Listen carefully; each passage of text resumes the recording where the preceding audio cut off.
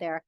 Nice to see you all here. This is a incredibly record attendance for the planning commission. So, I would like to mention up front that if you want to speak tonight, you need to fill out a speaker card, which are back there, and give it to, who does it go to? Stephanie over there, and indicate which item you want to talk about. I presume most of you are here for the public hearing.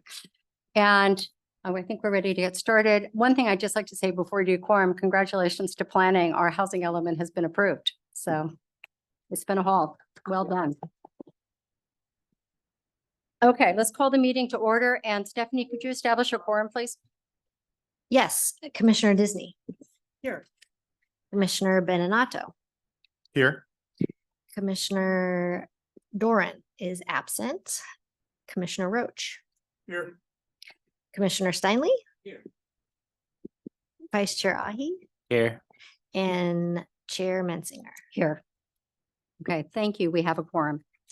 Okay, the first item is any public comment for items not on the agenda. So if it's something that isn't listed, you have welcome to make a public comment. Just come to the lectern if you'd like to. Okay. Then we're moving to the consent calendar and we need to approve the planning commission minutes from August 3rd. Do we have a motion? So move. Second? Second. Could you take a vote? Actually, I have Oh. a comment. Okay, So, under the action, it says upon a motion by Commissioner Doran, seconded by Commissioner Steinle, the commission recommended approval of the project. Do we call that a project? Weren't they ordinance amendments? I'm just curious, like, why was it written that way in the minutes? Yes, we would consider it a project. It was. is that the standard language when we do? so Yes. Yeah, so Correct. under CEQA, it would still be classified as a project. So the language can be used interchangeably, so we would still stick with project. And then is there a reason why we can't like attach to the minutes the actual motion or resolution?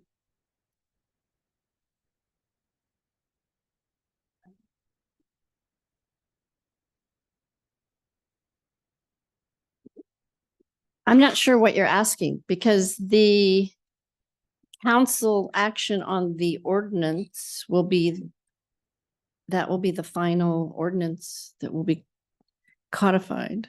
So, I think also we do action minutes. so yeah, I'm and not we sure do, and we that's do typically action would be minutes. So included in I action minutes. don't know what the purpose of attaching it to the minutes would be. Well, so people know what the motion was, that, you know, so it's clear what the vote was on. What does the, I don't have the minutes. I have everything else. What is the, what does,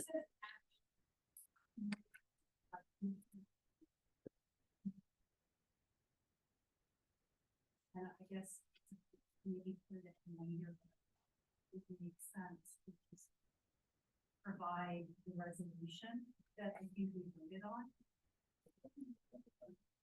Right, it's an agenda packet, that's true. But it would- Go to the agenda. it was an ordinance. Seemed to me like Wasn't it? before we went-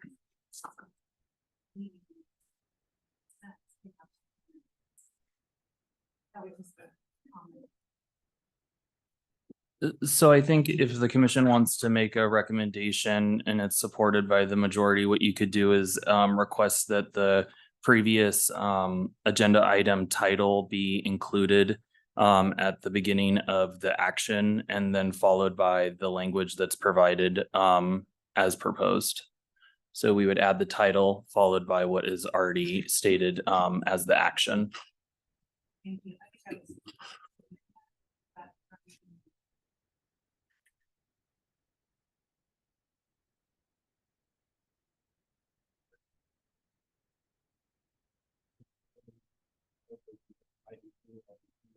Yeah, I think just specify which agenda and which item number, and that Yep. should be fine. Yeah, exactly. Because all the agendas are online as well, so.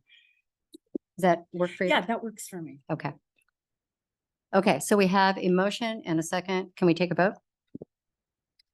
Commissioner Disney. Aye. Commissioner Beninato. Yes. Commissioner Roach. Yes. Commissioner Steinle. Yes. Vice Chair Ahi. Yes. And Chair Mensinger. Yes. Unanimous. Okay, next is our public hearing on zone text amendments implementing the sixth cycle housing element. Because there's so many people here and I imagine some on Zoom as well, I just want to kind of briefly explain how public hearings are typically done and how we're going to make a small tweak tonight. Normally what happens is there is a staff report and then the commissioners ask questions. Then we have public comments.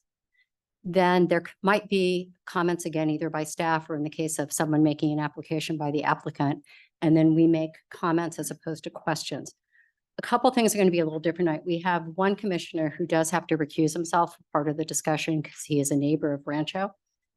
And so we're going to kind of have to be very careful that he is not involved in those discussions.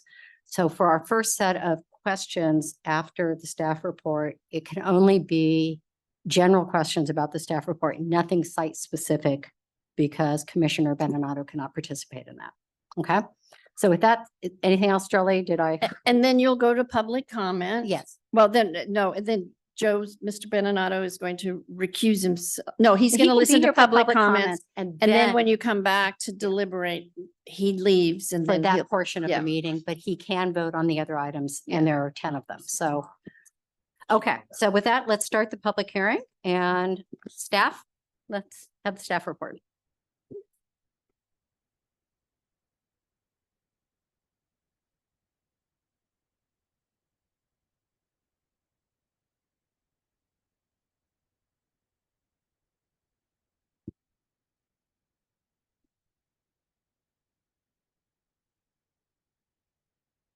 All right, so good evening, Planning Commission. So tonight's meeting, we are here to discuss a housing element implementing ordinance. Excuse me, like I said, it was for the city council tonight. Obviously, we're here at the Planning Commission. So as a background, and actually, I do want to somewhat, before I actually dive in, even to this slide, because I've seen all of the public comment that has been received, and read through everyone's, written correspondence, and I appreciate that. I do want to clarify because I do believe that there's a misconception that tonight we are here to review a housing development for a proposal on Rancho Shopping Center. There is not a proposal that has been submitted to the city for Rancho.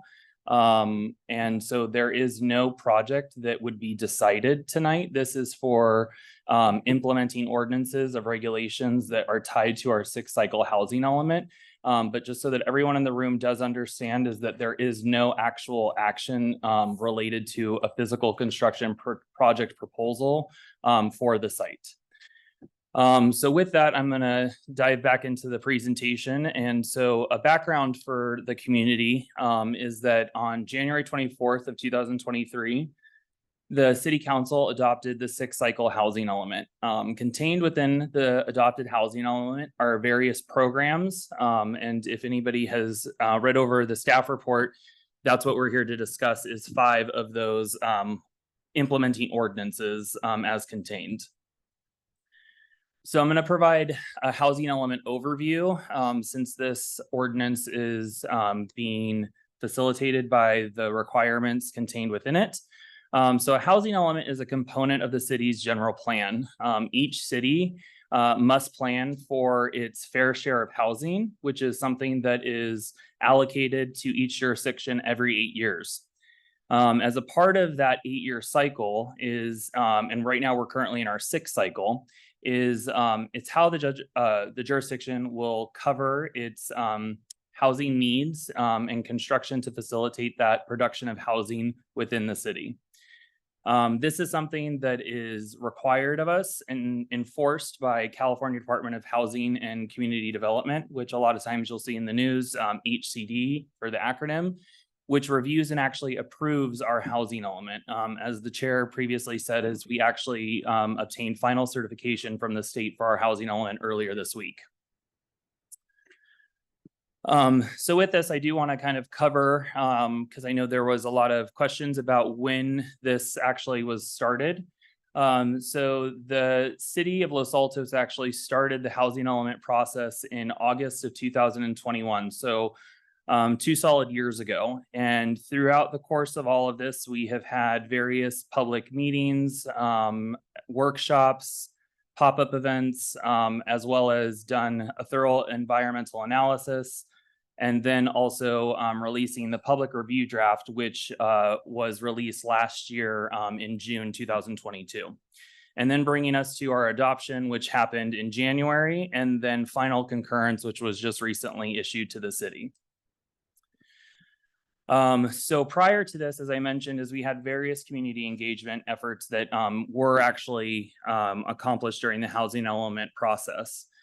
There was a dedicated housing element website, which is still live on the internet, 6 pop-up events, 30 resident small groups, advertisements in the town crier, newsletters and constant contacts, over 150 people, which subscribed to those letters, 2 community workshops and open houses, and flyers sent directly to residents, as well as 8-foot by 3-foot banners, which were posted at 3 locations in the city of Los Altos for 3 months.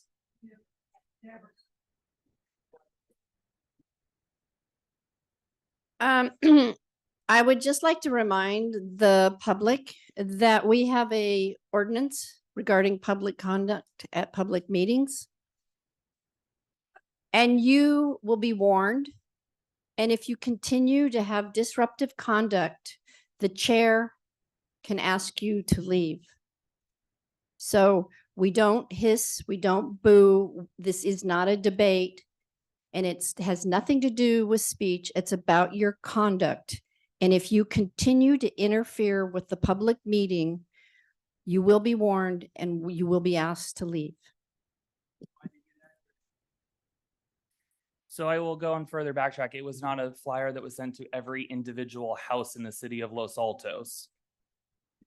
So moving forward is the housing element requirements. There's 3 main requirements that's a part of the housing element, which is goals, policies, and programs. These 3 things are what shapes the way that the city will accommodate its fair share of the housing allocation. So the goals and policies. So one of the things that I previously mentioned was these 2 components. So goal number 3 of the housing element is to remove constraints to the development of housing. And further, then it drills down to the policies, which the 2 most significant to the ordinances, as well as the programs that subsequently follow, is policy 3.1, which is to promote housing through city regulation and to promote housing goals through city codes, ordinances, policies that enable housing production. Policy 3.2 is to modify zoning code to assist in meeting housing needs, ensure that zoning code provisions assist in meeting the housing needs of residents, including those with special needs. So what is a program? The adopted 6 cycle housing element contains several programs. Each program establishes action items that the city will take to implement this document further. Each of the programs include 5 main components. The first being an overview of the topic, then specific steps that the city will take in order to implement, the time frame of which the item shall be completed by, funding sources, if applicable, beyond just city funding, and then the specific quantified objective of what the city accomplishes by virtue of implementation. So jumping into the 5 programs that are a part of the ordinance that is before the Planning Commission tonight, which is a program 3B, which is to modify building heights in mixed-use zoning districts. This was something that was originally left without specific numbers when we first submitted this document to the state for review. In subsequent revisions and instruction by the state, we were required to provide explicit height increases for the subsequent zoning districts to allow for the potential of future housing development. The state further required the city to use previously identified heights that were from the downtown vision plan, which are what is subsequently in bullet points on this slide, for further implementing action in order to address the housing needs. The program further continued is that the city was required to be able to provide a specific minimum height increase to the commercial neighborhood district, which is a minimum of 10 feet to whatever is existing as of today. Program 3C is to explicitly remove the floor area ratio restriction at Rancho Shopping Center and Woodland Plaza. The existing FAR limitation is at 0.35, and this was to be removed for those two specific districts as they are the only two that have that specific provision against it in the zoning code. Program 3F was to reduce the conditional use permit requirements of the residential mixed use and multifamily. This was to further facilitate housing, and the city is to amend the code to allow for the residential mixed use in CN, CD, CRS, CT, CRS, OD to allow for multifamily and mixed use by right. Program 3G was to also further amend conditional use permit findings that are applicable to housing developments. So as a part of this requirement is that when conditional use permits are applicable within the code is that those had to be streamlined into further allowing for guaranteed housing production on sites in the mixed use districts. Program 3N was to modify standards in the R3 zoning districts. This is to allow heights with a minimum of 35 feet and 3 stories. The city is required to do such in order to be able to make sure that maximum densities are achieved within those districts. So to further explain, since and this is something that is in our adopted housing element verbatim, is that since Los Altos is generally built out and does not have much vacant land, non-vacant sites will comprise a substantial portion of the sites, which include commercial and mixed-use zone parcels that allow residential uses. And they were analyzed for the redevelopment and the potential using the ratio of improvement to land value and the relationship of the improvement value to land, which is widely accepted and an indicator of property utilization, whether redevelopment potential exists. This is one of the main metrics that the state of California requires us to apply for any jurisdiction throughout the state of California. It's a part of the standard formula when determining if a site is applicable for the site inventory. Additional indicators of redevelopment potential is age of structures, recent alterations and improvements to structures or overall site beyond cosmetic or individual tenant improvements. So those two provisions do not get factored into whether a site has had recent alterations or improvements. And then also vacancy rate or tenant turnover. So further to clarify, since the community, I also saw some of the comments, I do want to at least acknowledge that the existing code does allow for the commercial neighborhood district to allow residential and mixed use development. It is not zoned for only commercial. So further, I do want to just specifically acknowledge, because I know the general consensus and concern is with our Rancho Shopping Center in the site inventory, is as obviously I think the community saw very clearly is that the floor area ratio of the 0.35 has to be removed.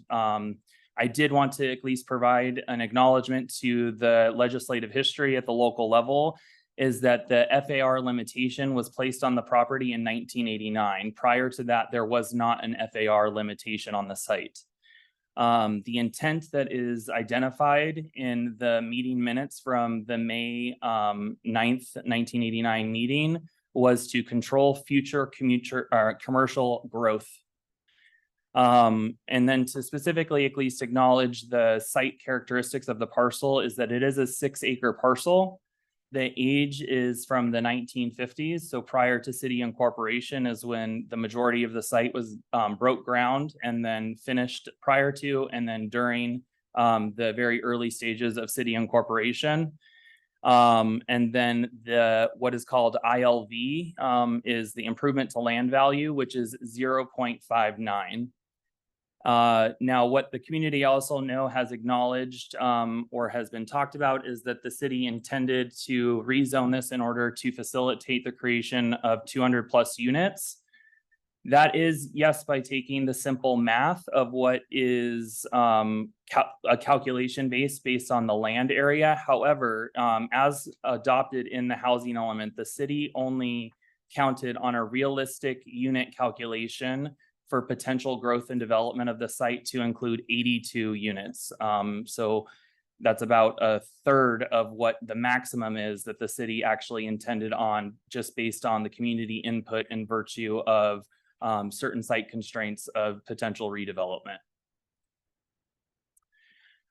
So another concern that has been raised in the community is that if we do away with the FAR or any other of the provisions that have been proposed and directed by our adopted housing element, is then how do we mitigate those issues? In 2021, the city adopted objective design standards, which took a very rigorous process, and outside consultants were brought in order to help facilitate that community discussion and the ultimate overall design of what those standards were to include. Standards that are adopted and codified, specifically, this is actually looking at the subsections that are in the CN zoning district zoning code, is building placement, building massing and articulation, the upper story step back. So that means pulling back each upper level further and further. So essentially, if you're located next to R1, for example, you would have to step back your building in order to further break up the massing away from the adjacent single family district. There's also provisions that explicitly require vertical articulation, horizontal articulation, adjacencies of design facades specific to anything facing the R1 zoning districts, privacy and line of sight, roof line and roof design, building design for pedestrian scale entrances, window design, building materials, ground level open space requirement, landscaping, paving and pedestrian amenities, site circulation and access, and service areas and screening. So all of these provisions are things that are already built within the zoning code in order to be able to help mitigate and address any potential new associated impacts with a higher intensity or density of development at the site.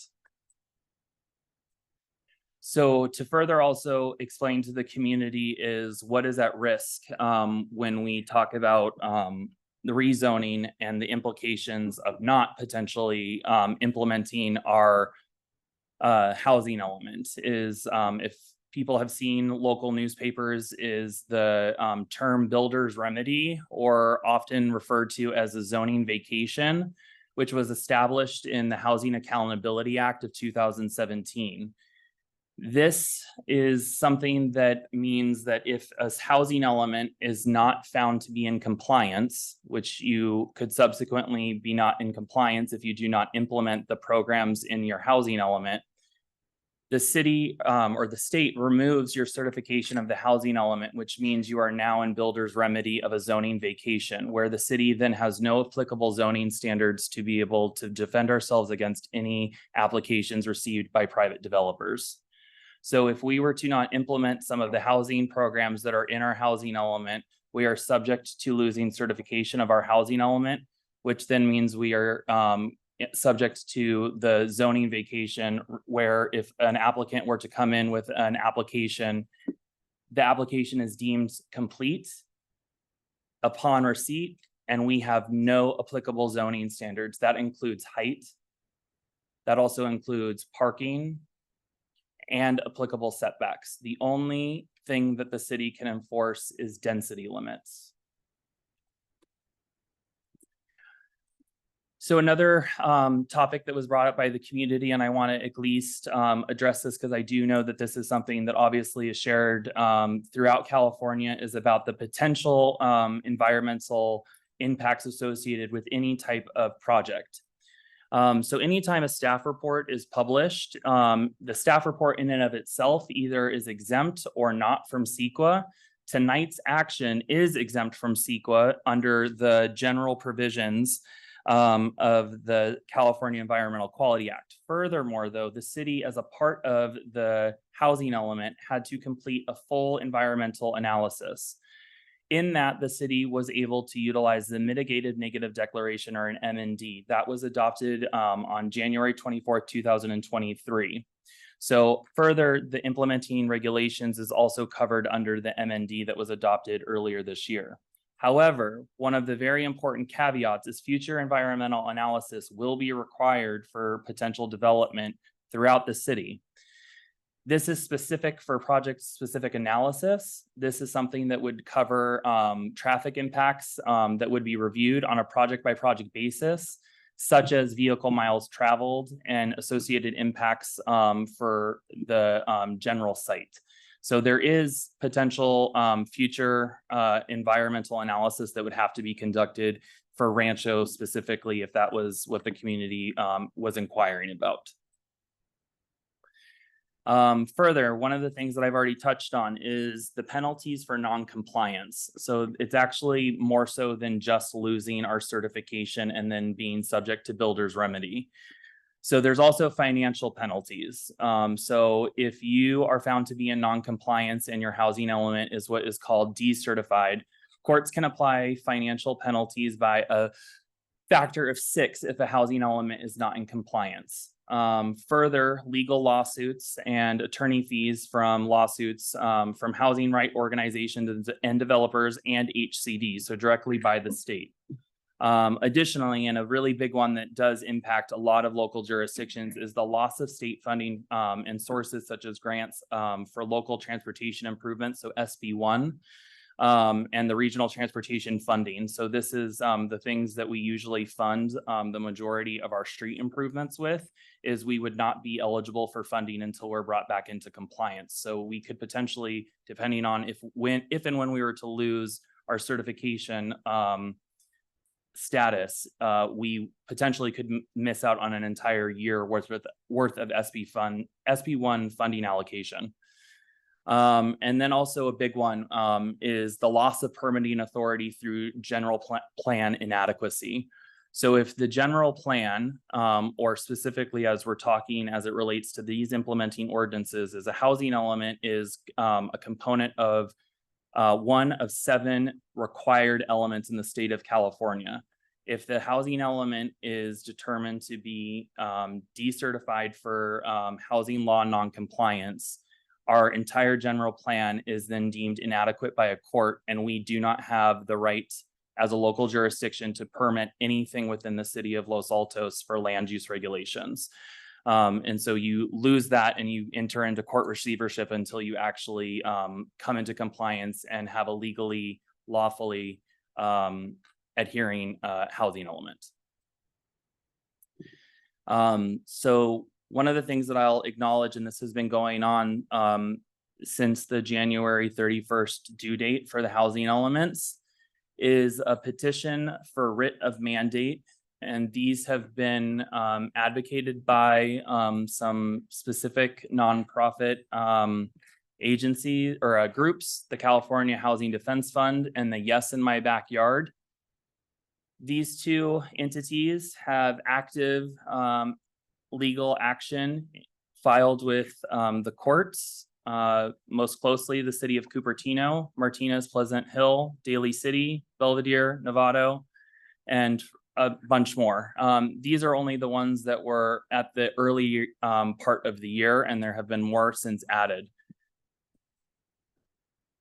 And then something to also mention is that those petitions of writ of mandate were actually brought against jurisdictions for either not adhering to adoption of their housing element by the January 31st timeline, or for not implementing the adopted required programs of the housing element. So with that, the draft ordinance that is before the Planning Commission does incorporate key components into the Los Altos zoning code. And the draft ordinance accomplishes 5 of the programs required. So after tonight, the next steps would be that the first reading will actually occur on September 26th. And then the second reading would happen on October 10th. The staff recommendation would be to provide, or the commission provides staff with a recommendation on the draft ordinance regarding the housing element and the implementing ordinance as proposed. And with that, I'm available for questions of the commission. Thank you, Nick. Do any of the commissioners have questions? Remember, not site-specific, more general about the ordinance proposals. Yes, Jeff. So I just have some general questions around builder's remedy for Director Zorns. So if we don't implement this ordinance, at what point are we subject to builder's remedy? Like, is there a lengthy court process?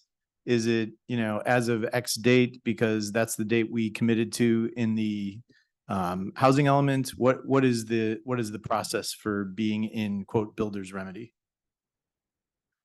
So the actual process would be that, so further, I can also elaborate is, so HCD has proactive enforcement authority, which was granted to them about 2 years ago. So if HCD as an agency learns that we have not implemented a program as adopted, they have the ability to bring enforcement action against us without complaint. It previously used to be a complaint-based driven agency, and that has since changed. There can also be a complaint filed that we did not adhere to a program as adopted. So if that were to happen, we would receive, if we were not to implement a program as adopted and a complaint or a proactive action is taken against the city, HCD issues a notice of violation that can be as short as 30 days to come into compliance or as great as 60 days, which is 30 days is a very tight timeline from date of receipt in order to be able to essentially overturn a prior action or lack of action. And 60 days is also still a tight timeline to be able to do a double hearing essentially. So with that is that we could be susceptible to builder's remedy with anywhere between, I would say, 30 days to 90 days. And then coming into compliance is we would have to have the ordinance come into full adoption, which is then from the date of whenever we get it noticed, an additional 4 to 5 weeks. So we are looking at being susceptible to builder's remedy from anywhere between 30 to 120 days. Great. I just have 2 more because I really want to understand the impact of this on our neighborhoods as if this were to happen, which my understanding is we were in builder's remedy up until this week when HCD approved, our housing element. Is that accurate? Yes. Okay. So 2 examples. One is a hypothetical shopping center in a neighborhood. If we're in builder's remedy, is it true that like a developer could come in and put up a 10-story building with no setbacks and whatever they wanted to do? Is that in the realm of possibility? Yes, the only development standard or land use control that is applicable still is the density threshold established in the general plan. And similarly, in an R1 district, which is single family home, if we were in builder's remedy, what could someone put up next door to my single family home if we were in builder's remedy? Anything? Conceivably, someone could build a 3-story single family home in a single family district. So three is the limit, or? No, I mean, it could be anything. I'm just saying conceivably because the community has had issues before with just 2 stories, but 3 stories would be something that would be open table. Also, I would have to alert the community as single family overlay zones would not be enforceable during a non-compliant housing element. Could someone put 8 apartments on the lot next door to me? If the density threshold based on the size of the actual lot allows for it, yes. Okay. That's all my questions. Thank you.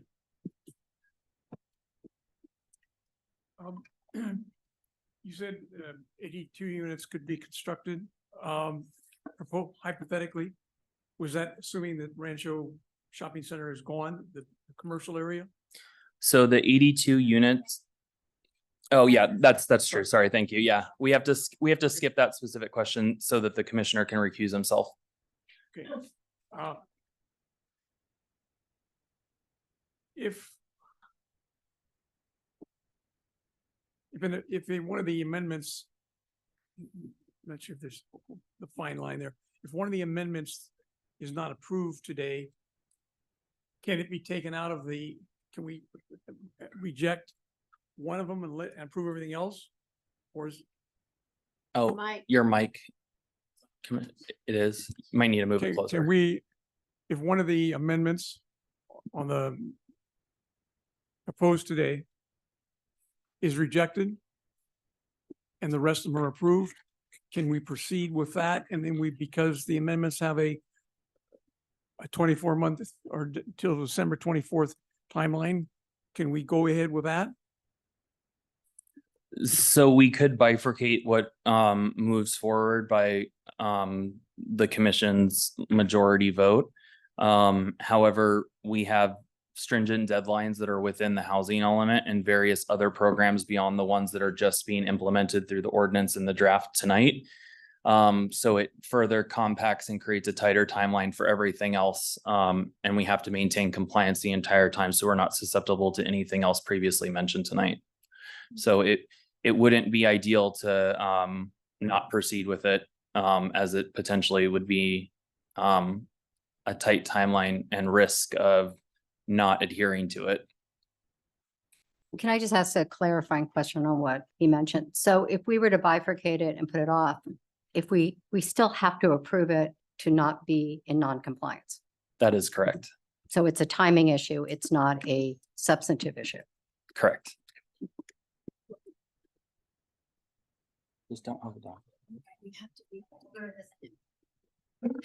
And also you would need, after this gets implemented, then we have to come back with development standards, and that is also built in. So there's the overall housing element and then the implementation, and then it just keeps getting more and more focused on how we actually have the implementation down to more of a granular level. So there will be more actions on top of this. So I think you have a I have a question on question, this but point. what do you mean by?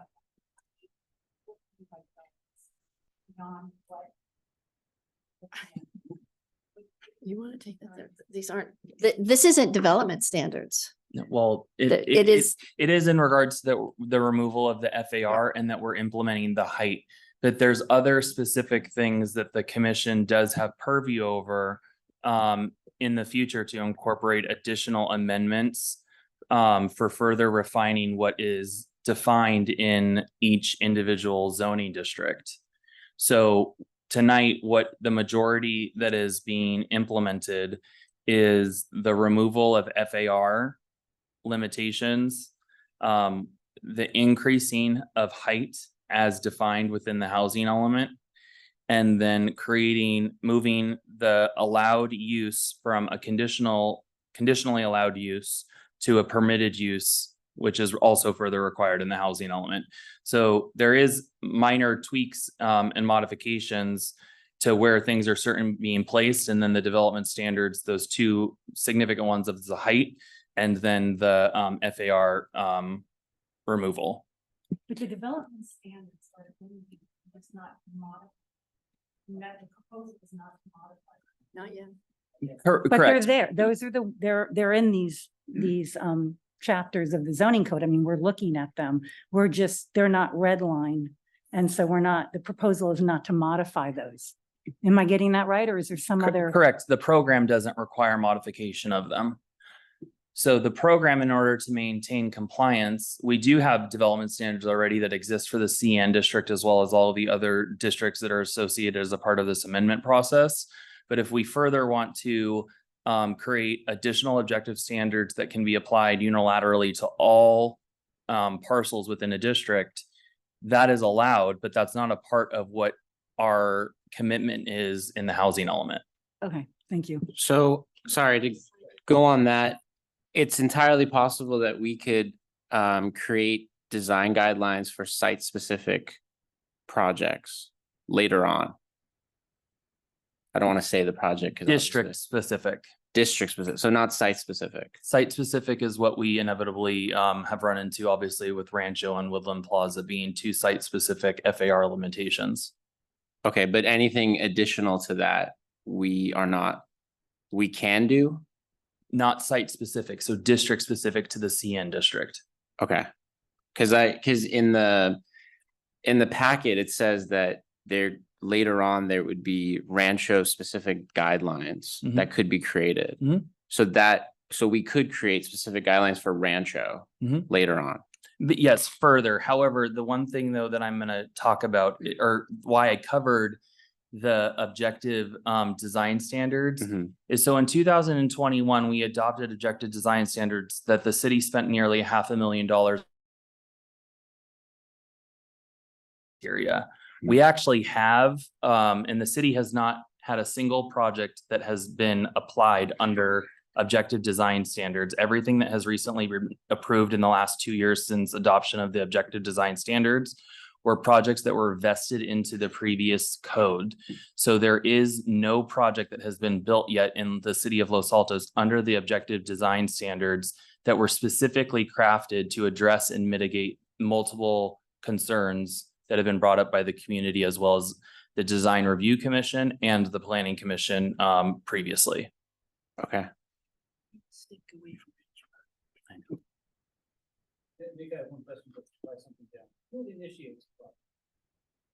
A private developer. Property? Am I on or off? Oh, sorry. Sorry. Can I you was off. repeat it so that Yeah. Does the city have the ability to initiate the development of any property? not for housing units, only a public facility? Right. So the owner of the property or a developer working for the owner of the property would be the one to initiate it. Correct. Okay, thank you.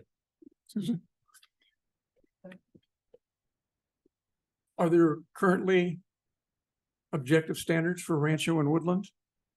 There is but specifically, I'll answer it in the direction of the CN district has multiple pages worth in the CN district for objective design standards, which are the 15 bullet points that I listed out are verbatim the subsection titles that are adopted into the CN district, which happened 2 years ago.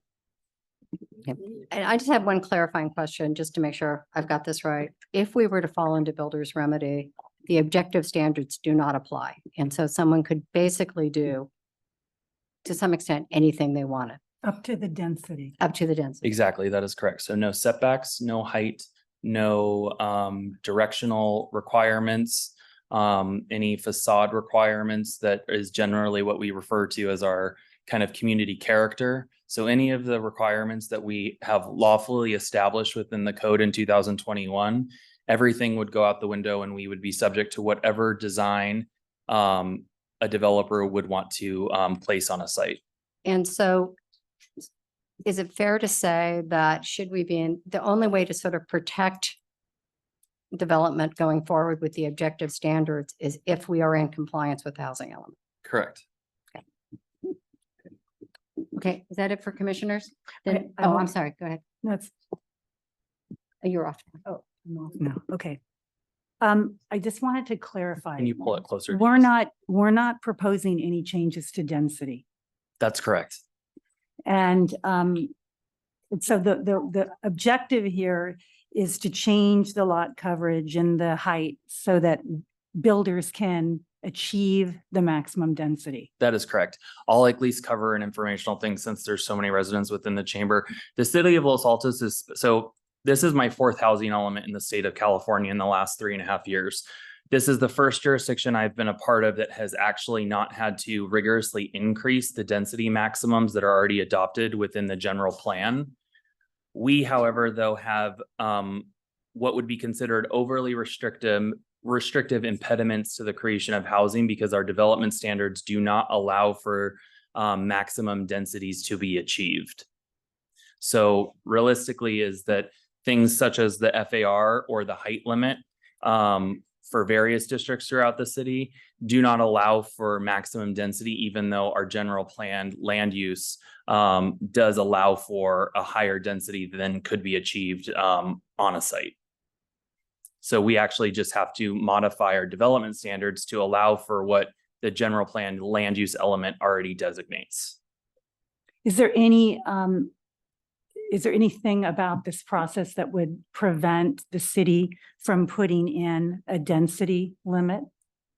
Yes, we are not allowed to reduce density for any sites unless we significantly upzone essentially another area within the city.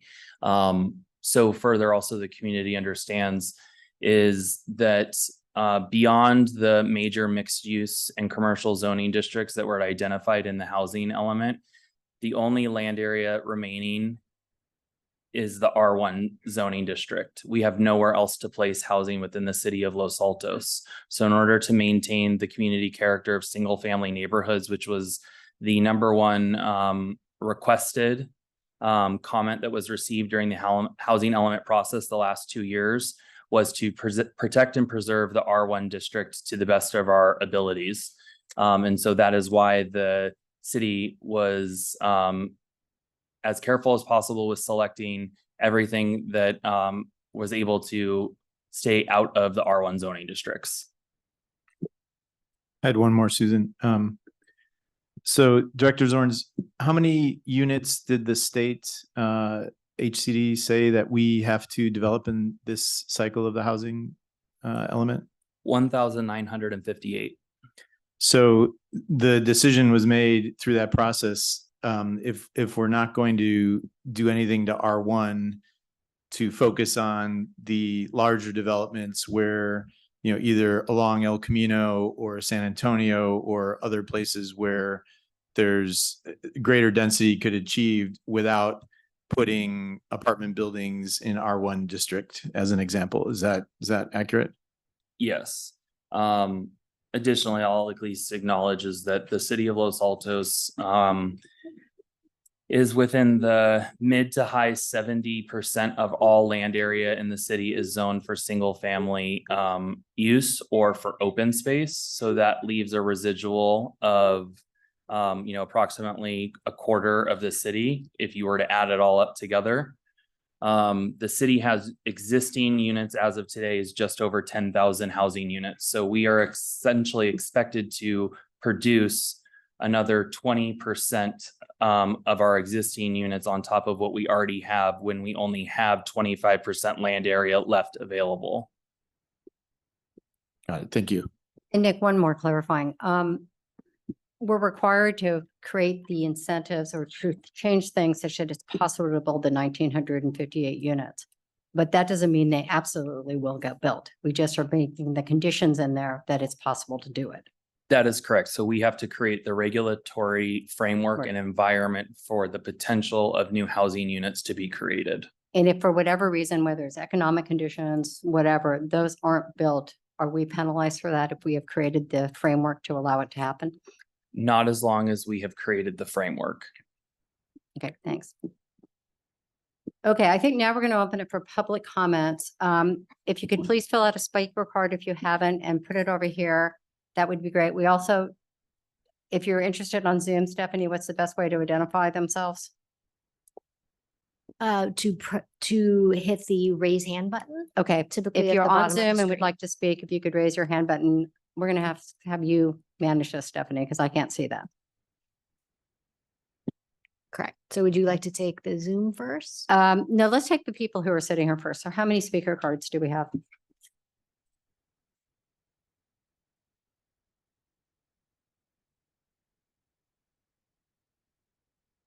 Seven. Okay, and how about on Zoom? How many hands raised? Currently 3 hands. Okay, so we'll have 2 minutes for every speaker. And if you could come to Electron, could we call them in groups of 3 such that everyone's ready to go?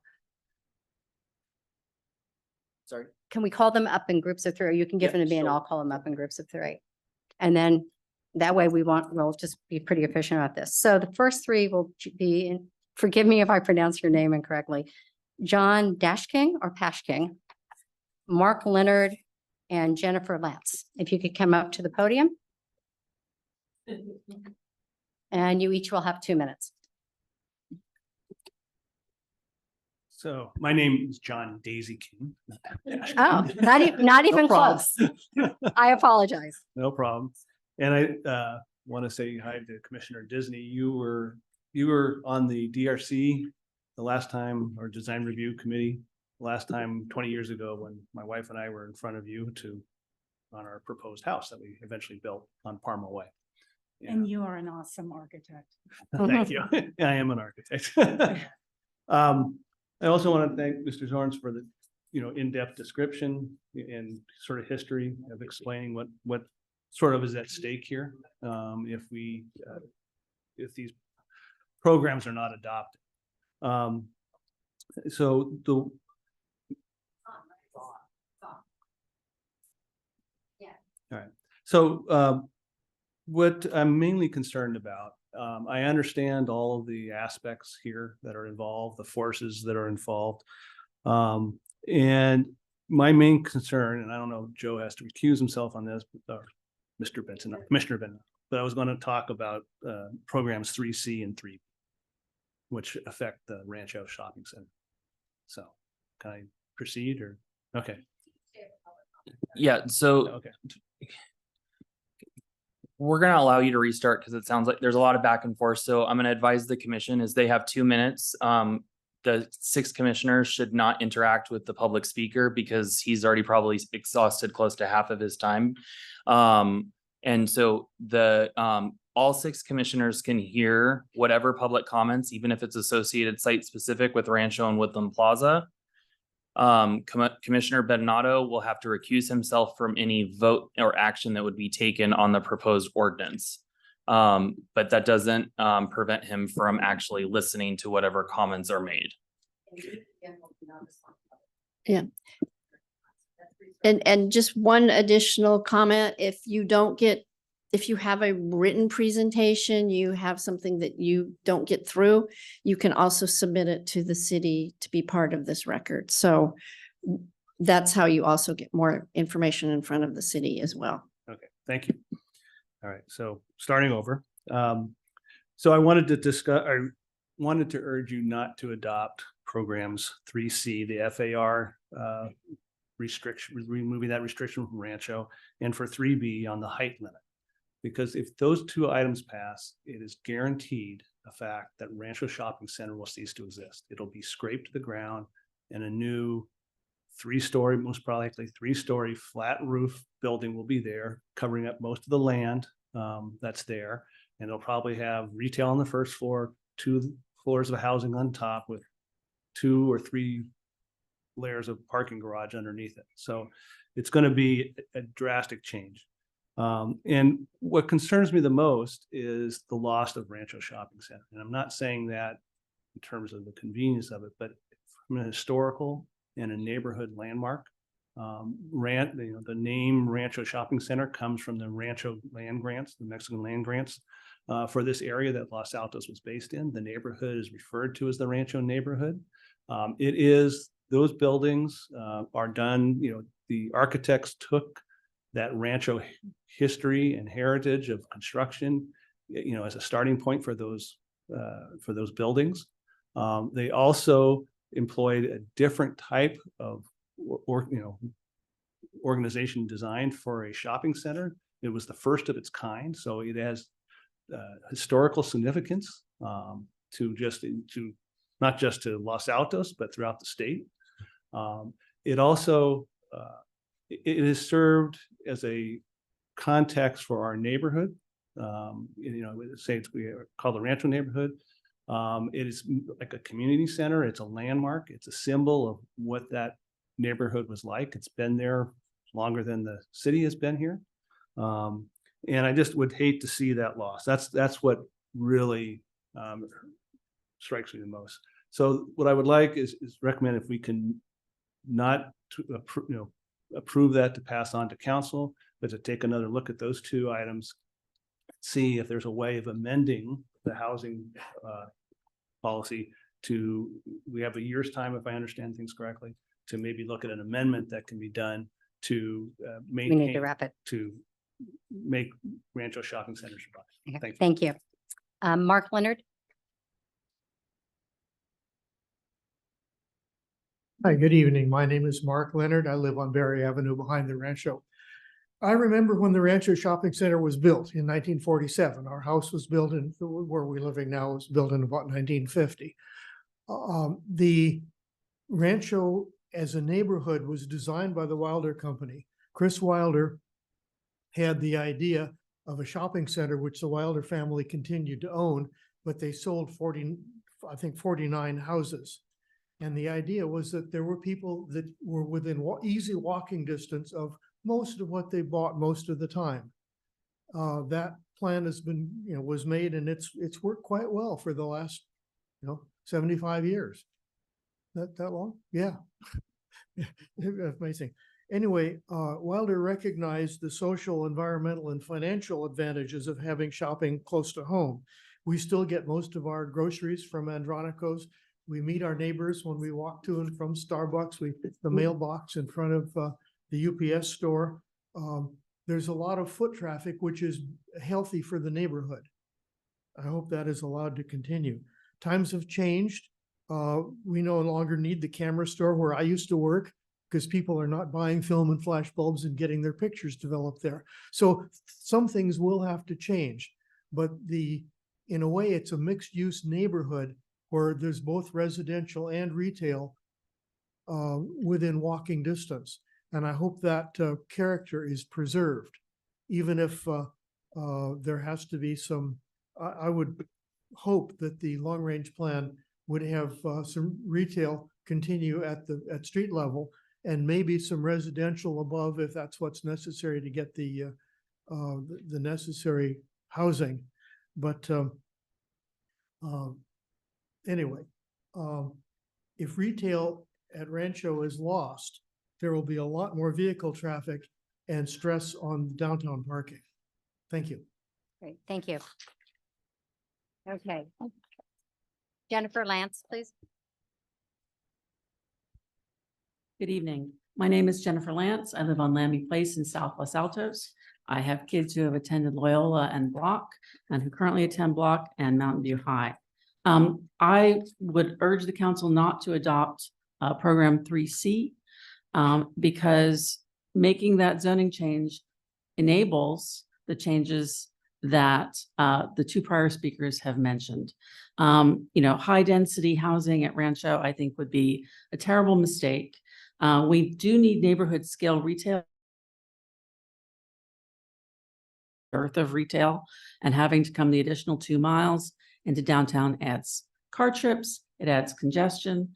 But more importantly, Rancho is a place that lots of people with lots of modes of transportation can use.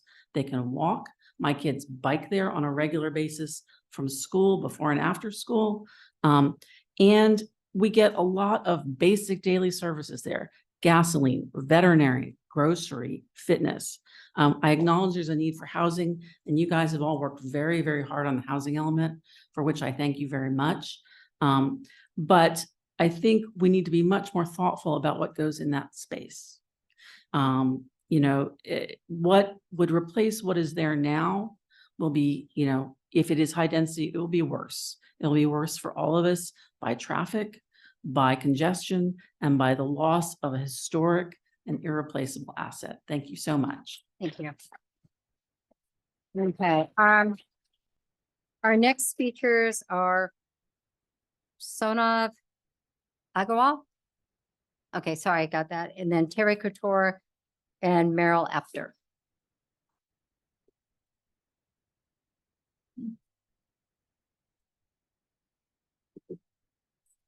All right. Hi, I'm Sonov, and I live near the Rancho Shopping Complex in South Los Altos, and I support building affordable housing. The concern I come with today concerns the implementation and the interim period during the inevitable transformation of the shopping center to include housing. Even with the 2-stage construction period I saw in the newspaper, suggested by Mr. Zorns, it's highly likely that key businesses would be unavailable during the period. And given that Rancho Shopping Center holds the majority of small businesses and houses the only grocery store from El Monte all the way to Grant Road, As many have pointed out, nearly everyone in the region visits the complex occasionally, and many who can't drive or prefer to walk depend on Andronicos for all of their daily necessities. And this has some tangible impact that I'd like to highlight. According to a 2016 survey published in the American Journal of Public Health, with each 1 mile shorter distance to a grocery store, participants increased their fruit and vegetable intake by 0.29 servings per day and decreased their BMI Z-score by 0.04 units relative to controls. In other words, living near grocery stores literally makes you healthier, which is why it's so important that we maintain something in the interim period. Furthermore, the area is crucial to the social lives for many of the area. I don't remember when the shopping complex was built, but I do remember doing homework in the cafes and having picnics on the grass in the area when I was in high school. Younger students from those such as Loyal also enjoy frozen treats after school at the frozen yogurt shop. So I'd like to know what steps the government of Los Altos can and will take to ensure that while the old buildings are inevitably demolished and new ones built, the social and commercial needs of the residents in the community are met. Thank you. Thank you. Tara Couture. Hi, I'm Terry Couture and I'm on the Park Commission, but I'm speaking as a resident of Los Altos who came here when I was 5 and I'm a lot older than that now. I feel very sad that the legislatures have done this to us. We don't have a choice. So I'm recommending that all the development standards are very carefully watched. Rancho is a place where all these people go, and I don't want all these people to move. The parking should be underground only. There should be 2 dedicated parking places for each resident. Vehicle entrances should be and exits should only be on Springer and Foothill, nowhere else. Height limit of the building should be 35 feet. Buildings should be at least 20 feet from the property line of every single family resident. And I'm sure there's other things I could think of, but that's all I have right now. Thank you. Thank you. Okay, Merrill Apter. This is more of a stream of consciousness than anything else. I live on Phillip Road, which is walking distance from Rancho. I guess some of the questions that I have are, there are new businesses that just moved in. Redwood Grill is one, there's a high-end shoe store. And with all this going on, were they made aware of this? I mean, these people have made long-term commitments to the locations and the community. And I'm just curious how they feel about this. I echo the same comments that everyone else had about true community meeting center for kids and adults. Living on Springer and Phillip, the Loyola Grade School traffic, or Loyola Grade School is hundreds of yards from this perceived project. So I'm curious to see how the traffic patterns and safety concerns are going to be met through this whole process. And the other question I had was, and this is maybe one that's out there, is the gas station that's been there for 50 or so years. Is there any type of remediation or anything done there?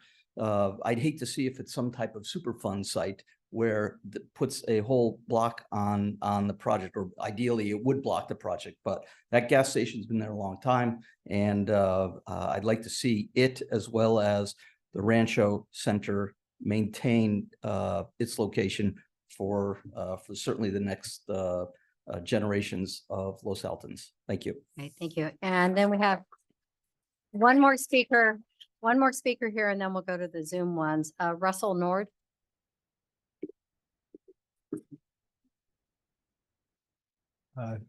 Thank you. My name is Russell Nord. I'm a resident of Los Altos. I live generally in the Rancho area, but not right next door.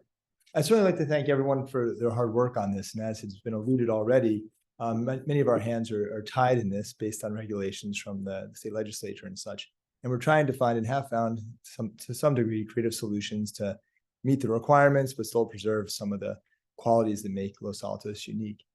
And all I would say here is just kind of a general philosophical point that in many communities, when they're special ones, there are certain places that kind of represent the center of town, the hub of activity, and they kind of are the quintessential elements of that town. And I think for Southern Los Altos, which perhaps has a majority of residents, downtown Los Altos is nice, but can't really fill that need as much. Rancho is that center. And there's historical significance there. It's a nice community area. It's quiet, it's safe, it's beautiful. And clearly it's been the subject of a number of comments. There are a number of elements to this piece that were brought up here, but the item that keeps garnering the most attention is Rancho. So I know an unfathomable amount of time has been put into this plan. I know we have preliminary approval or some sort of approval from the state with the element already, but if we could just take one more crack at this, look at it again and think creatively about how to solve this one rather small issue. Even if we put a lot of time into that, it's a lot less work and effort than trying to deal with the demolition of Rancho and the building of a new center there and then the repercussions of that. So while it might seem that we're all up to our eyeballs in work and kind of want to be done with this and on to the next thing, I would just behoove us to take a step back, take a deep breath, and just see what we could do in terms of creatively solving this one issue. Thank you for all your hard work, and I appreciate it. Thank you. Great, thank you. We have one more in-person speaker, Cynthia Carr. Thanks so much for all your hard work. I appreciate it. I don't know if it's too late. Can we propose to make it an historical site so that we can't build on it? Is that something that's being considered? And with all the new buildings that are going down in downtown Los Altos, are those considered to be new buildings for this as well? And if people want to put ADUs in their backyard, are those accountable for the 1,000 that you guys are talking about as also? And also, if you do have to do this, which you might, just want to make sure there's no harm to the neighbors and you account for the trees, noise, lighting, impacts, fencing, and anything else that might be harmful for the neighborhood. Thank you. I'm going to turn it over to Stephanie to manage the Zoom comments. There's somebody. Yes. Oh, I'm think sorry. there's Oh, one I more didn't, I speaker. didn't get it. So please come up. I am so sorry. And you're Jennifer Griffin. great. Thank Yeah. you. Please go. Hi, I live in Cupertino, but my grandparents lived on El Monte, and I'm a member of the Methodist Church at Magdalena and Foothill Expressway. I first became aware of the issues when our church wound up on the housing element about a year ago. The minister did not know that it was put on there. Someone alerted them and it was taken off, thankfully. But I'm really concerned that Rancho wound up on the housing element list, especially with the Woodhams, the other shopping center. I had a number of concerns. My grandparents used to take us over. They were founding members of the Methodist Church. And we used to go over to Rancho when I was a child and go to the Blintz restaurant every Sunday. And in my little dress with the skirt. But what I was going to say is I'm really concerned you have, I believe it's the Permanente Creek that is on the left side of the Rancho property. It goes through, the creek goes, it's either Adobe or Permanente. It goes through the church property and it goes under Foothill Expressway and goes into the back, the left side of the shopping center. Have they talked about that has water in it now. I drove through there and it's a permanent creek. What are their plans for making sure that that riparian corridor is not harmed? And it might be a potential flooding issue. The gas station, that's the only gas station in the whole area. I'm really concerned about that. I go in there quite often. And I'm concerned about the traffic impacts. As you know, Springer back there in the back, we used to go to the cobbler that was back there Yeah, we for need many to wrap years. this. Yeah. To be And fair. I'm concerned about the zoning, the density, and I just don't think this is a good place to put housing. Anyway, I know your hands are tied, but I have a very dim opinion of HCD and the government right now. Thank you. Okay, thank you. Okay. Try again. Stephanie, to you. Okay, we currently have 5 people on Zoom that would like to speak. So we'll start first with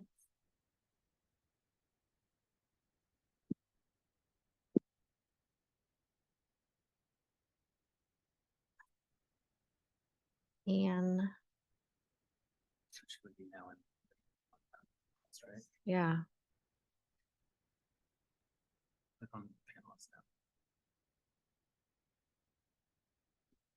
Okay, okay. So first up is Emma Dorn. Emma, you're on. Please unmute yourself. Hi, hopefully you can hear me okay. I'm Yes, we can. hi everyone. Thanks for all your hard work. I'm Emma Dawn. I live about half a mile from Rancho on Cena Ave. Have 3 kids who go to Loyola, Block, and St. Francis, and we walk to Rancho a whole bunch to shop and dine. I think maybe unlike everyone else who's talked, I'm actually strongly supportive of more housing across the peninsula, in Los Altos, and specifically at the Rancho site. I'm supporting of more housing and of actually allowing that on Rancho for a couple of reasons. I think enabling more housing, and especially hopefully affordable housing for teachers, for nurses, for the people who nanny our children, for the people who serve our food, many of whom right now live in RVs or have to commute ridiculous distances or sleep in their cars. Bringing more families and vitality to Los Altos School District. Folks noted that Loyola, all 3 of my kids went to Loyola, is right down the road. Los Altos School District has been suffering declining enrollment. Loyola started at about 600 kids. Well, my oldest daughter started there. It's now, at one point it went down to 300. And so just bringing vitality and more families into the area, I think would be great. I think just given the history as well of the peninsula and the Bay Area, bringing more racial and economic justice and desegregation of our school systems, and this is one step towards that. And then we've talked a lot about environmental review and reducing the environmental impact of all of the people who commute into the Bay Area. There are currently 4.5 jobs per residence in the Bay Area, and it's just not sustainable if we're going to have more livable communities. So I'm looking forward to a new Rancho Shopping Center. I'm excited for a Rancho Shopping Center that enables shopping and also humans and living. Thank you for listening to my comment. Thank you. Chair, can we raise the volume on the speakers? It's a little hard to hear over here. Is that possible, Stephanie? Well, perhaps we can ask them to rate the speaker just to speak up more when it's an issue. Okay, let's go to number 2. Oh, you couldn't hear it all? She was on scene, that's the only I heard. Okay, because I could hear fine, so. Yeah. Let's go to the next one. We'll see if we can just get them to speak up till we solve the issue. All right, next up is Vivian. You're on. Please unmute yourself and speak loudly.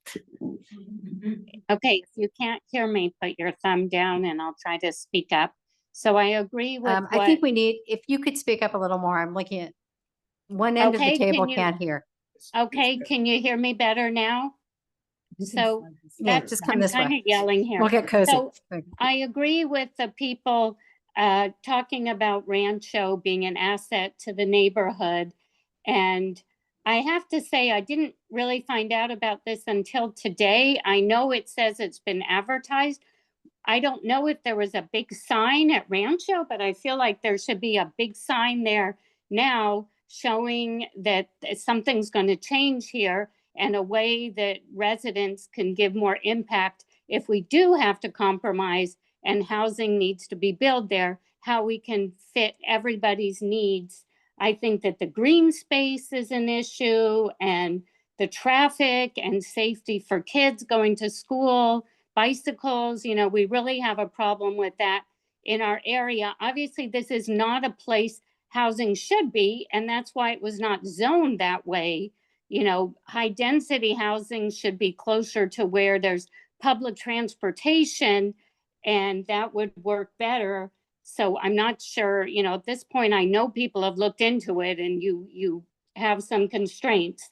But I do hope that residents can be more involved somehow than just putting up signs or mailers. I don't think we got something. Maybe some of it was during COVID.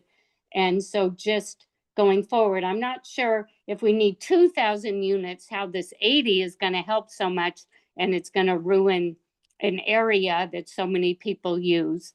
But I just hope we can work together if these if these neighborhood areas need to be impacted. Thank you. Great, thank you. Who's next?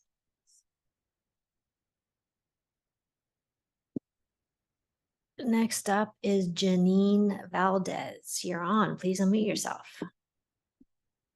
Hi, can you hear me? Yes, we can. My name is Janine Valadez, and I'm a Parks and Rec Commissioner, but I'm speaking as a resident today.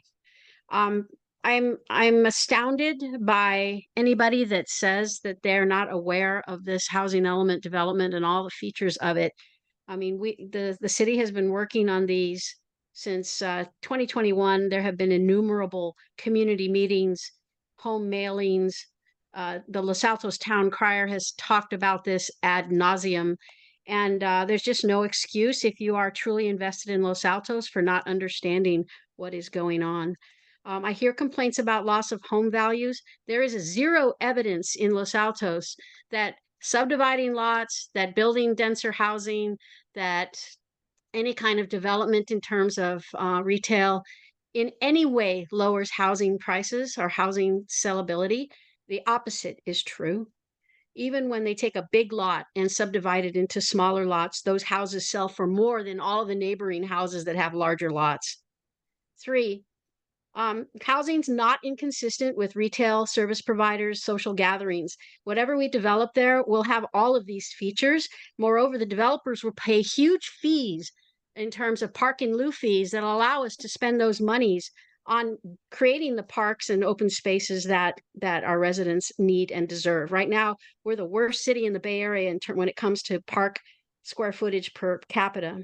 4, we need more tax income. It helps the city provide better services. 5, we need more kids and young families to support our schools. Declining schools, now that correlates directly with declining home value. So if you want to preserve your home values, we need more kids, more young families in our schools. 6, traffic lights, those are also good for kids. It helps them walk to school. I don't let my kids walk to school because we don't have stoplights. 7, our city has a problem with meeting a big state requirement, which had to do with affirmatively furthering fair.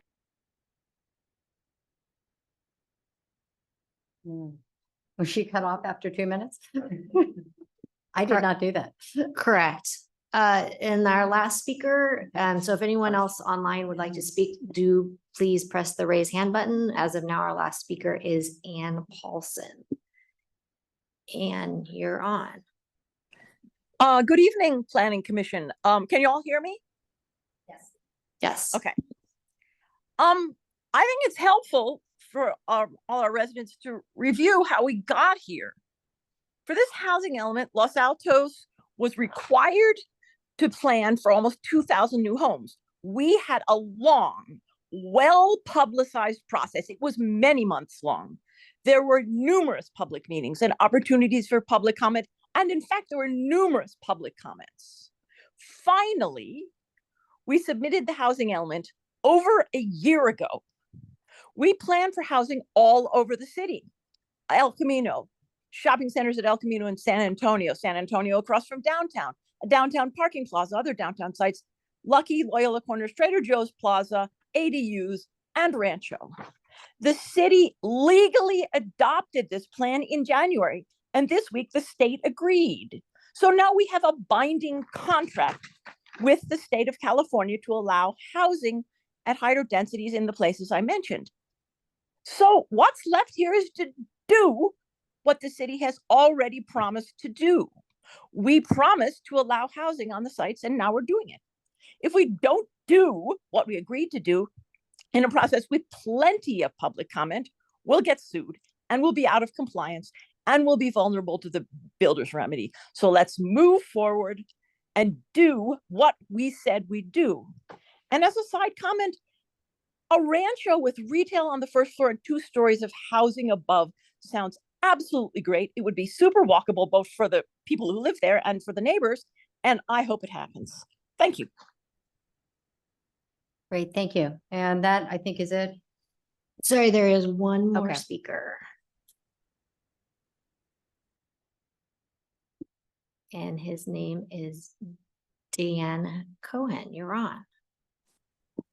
Hi, So the local shopping center at Rancho is one of the things that drew us to this neighborhood. We live on Harrington Avenue, about half a mile away.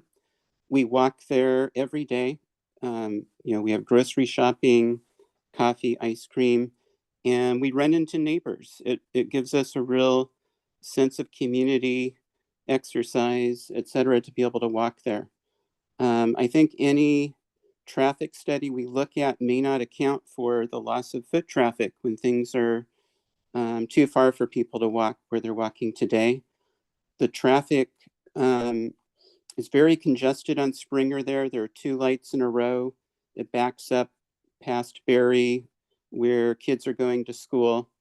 I think it's going to cost the city a lot of money to mitigate the extra congestion there, which will not allow people to get onto Foothill or onto 280. From an environmental standpoint, we have a few heritage oak trees there that I'd be concerned about. And it's not a location that's close to mass transit like trains. I do want to offer a couple of possible solutions. One, the part of Rancho that's on the other side of Riverside, perhaps there could be housing built there that wouldn't impact the current retail space that we have.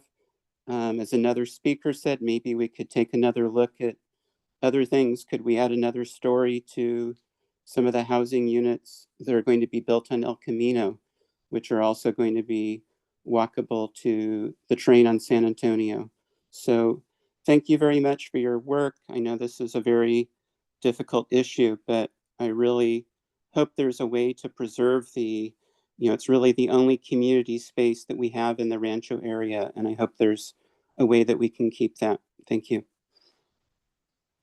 Great. Thank you very much. Steph. Close the public comment part of the public hearing then.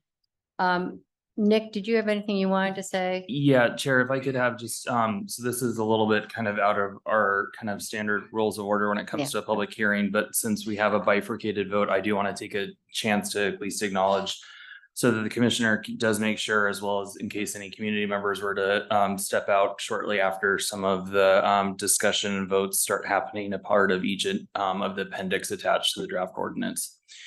So ADUs, which was brought up by one of the residents, was curious as do those count? Yes, the city has actually anticipated counting 322 of the required almost 2,000 units to be satisfied through ADU production over the course of the next 8 years. I will say is that myself, as well as the consultants that helped prepare this document, had to rigorously defend that number because it is based off of our ADU production during the 5th cycle housing element. So that number is not something that we can extrapolate further. It's based on the yield that has been produced in recent years. Additionally, there was the comment and question of do downtown units get factored in? Downtown units, as well as any housing units that is considered a net new unit. So if you were to tear down an existing single family home and build one right back, that's a wash. It's 1 for 1. But any new units that are produced within the jurisdiction as a net new do count. However, one of the things that I do want to at least somewhat provide the educational component of this is that our planning period started on January 31st of this year. So anything that has been approved and obtained a building permit prior to January 31, 2023 does not count under the 6th cycle housing element. So that counts towards the 5th cycle allocation, which was, I believe it was around 1,500 units up from memory, but that all counts towards the prior allocation that was provided to us in the 5th cycle. So moving forward, we have to then be able to produce over the 8-year cycle the rest of the units. The other question and concern that at least caught my eye, just to at least be able to provide the information, is Hale Creek, which runs actually between Parma Way And Riverside Drive is that creek is actually just by virtue of the parcel where the Los Altos Veterinary Clinic is, the plus a 50-foot street. It's 125 feet from property line or the edge of creek to the edge of the main parcel of Rancho Shopping Center. The requirement for any spatial distance and setbacks from the creek is required to only be 50 feet. And that is consistent with the essentially regulatory water, rules in the Santa Clara Valley Water, tributary, all of the fun water agencies. It's a 50-foot required spatial distance. So actually it over double meets for the main parcel of Rancho. So I at least wanted to acknowledge those three comments and questions, because those are obviously very important to what we do moving forward with any sites as a part of the inventory for the housing element. Yeah, great. Thank you. Okay. Do you want to deal with all the ones other than 3C? So Joe stays, or deal with 3C first and Joe leaves? No, we're gonna ask for Commissioner Benonato to recuse himself now, and we will talk in depth about Appendix F. Yep. So, Mr. Benonato, I understand that you live within 500 feet of the Rancho Shopping Center. So you will be recusing yourself and leaving the room, and you'll be coming back after we discuss. See, this is real loud, and I don't know why everybody else is not so loud. But you will then come back after we discuss 3C. Sounds good. So I don't need to make a statement. Great, thank you so much.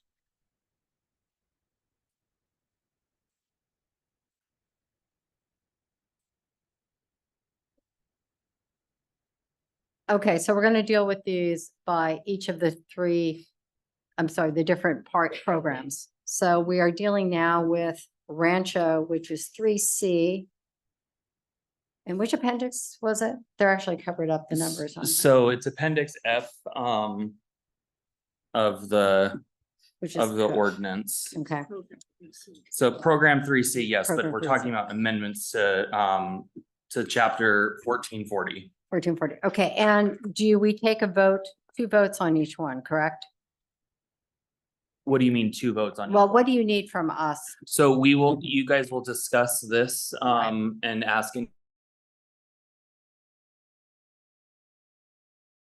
We would do with any other item, and then we will take a vote of the 5 commissioners, and then Joe Benonato will be able to re-enter and join. But there, in the discussion. ordinance, draft ordinance, there were several line items, so we're basically going to vote on each line item separately. Is that right? Well, we or need to- just, or all together, if there's nothing that needs to be changed based on the red lines from that section of the ordinance, or the draft ordinance. Okay, great. So would anyone like to kick? Oh, I'm I'd sorry. like to just ask some questions. Okay. Is Yeah, that that's okay fine. before we Sure. have a great, bigger discussion?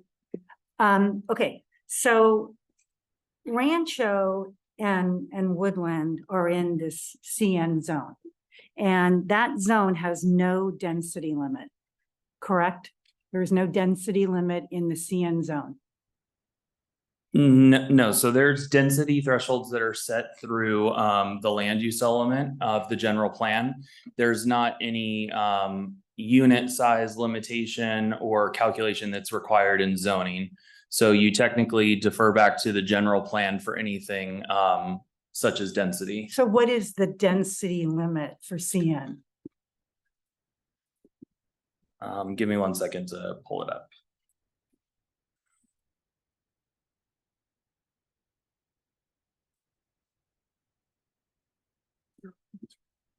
Well, what he sent me had no limit, right? So.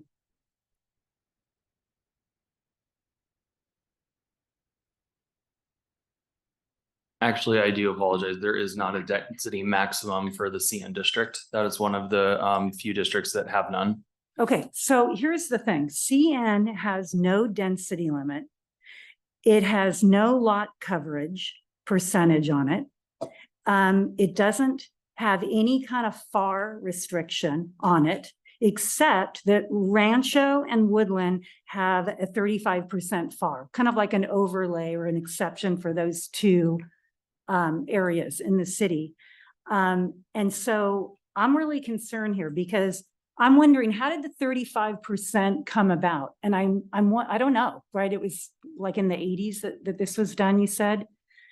And I'm wondering if someone looked at this and said, well, without any density limit, without any lot coverage limit, without any FAR limit, we have to put some limits here because it abuts R1. So let's put a 35% FAR in place to protect the neighborhood and to protect the character of Woodland and Rancho. And so now each CD is saying you can't have a site-specific FAR percentage attached to those two sites. And so now we take it away and it's kind of like there's nothing to protect that site whatsoever. So without any kind of density limit and the FAR gone, it seems like, you know, the sky's the limit other than that there is a height limit.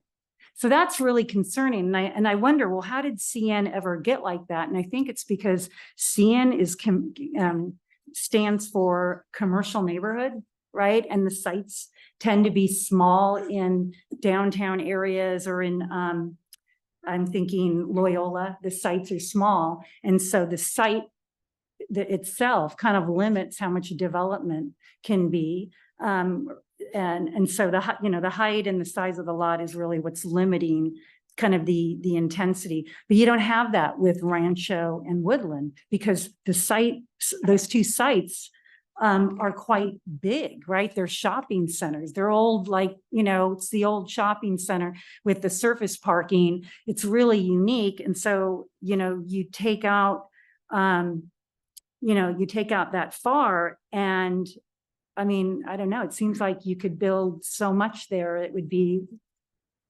quite, wasn't really a question, it was just a comment, but Maris asked a question earlier of Director Zorns about there being a way for us to put something specific in place for Rancho, like specific development guidelines. So can you explain how that would work?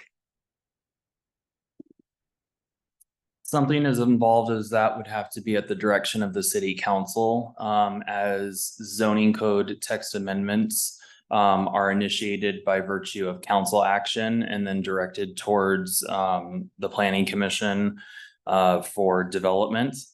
So that's one of the reasons why I covered the objective design standards, is the city went through the very rigorous process of developing those standards already.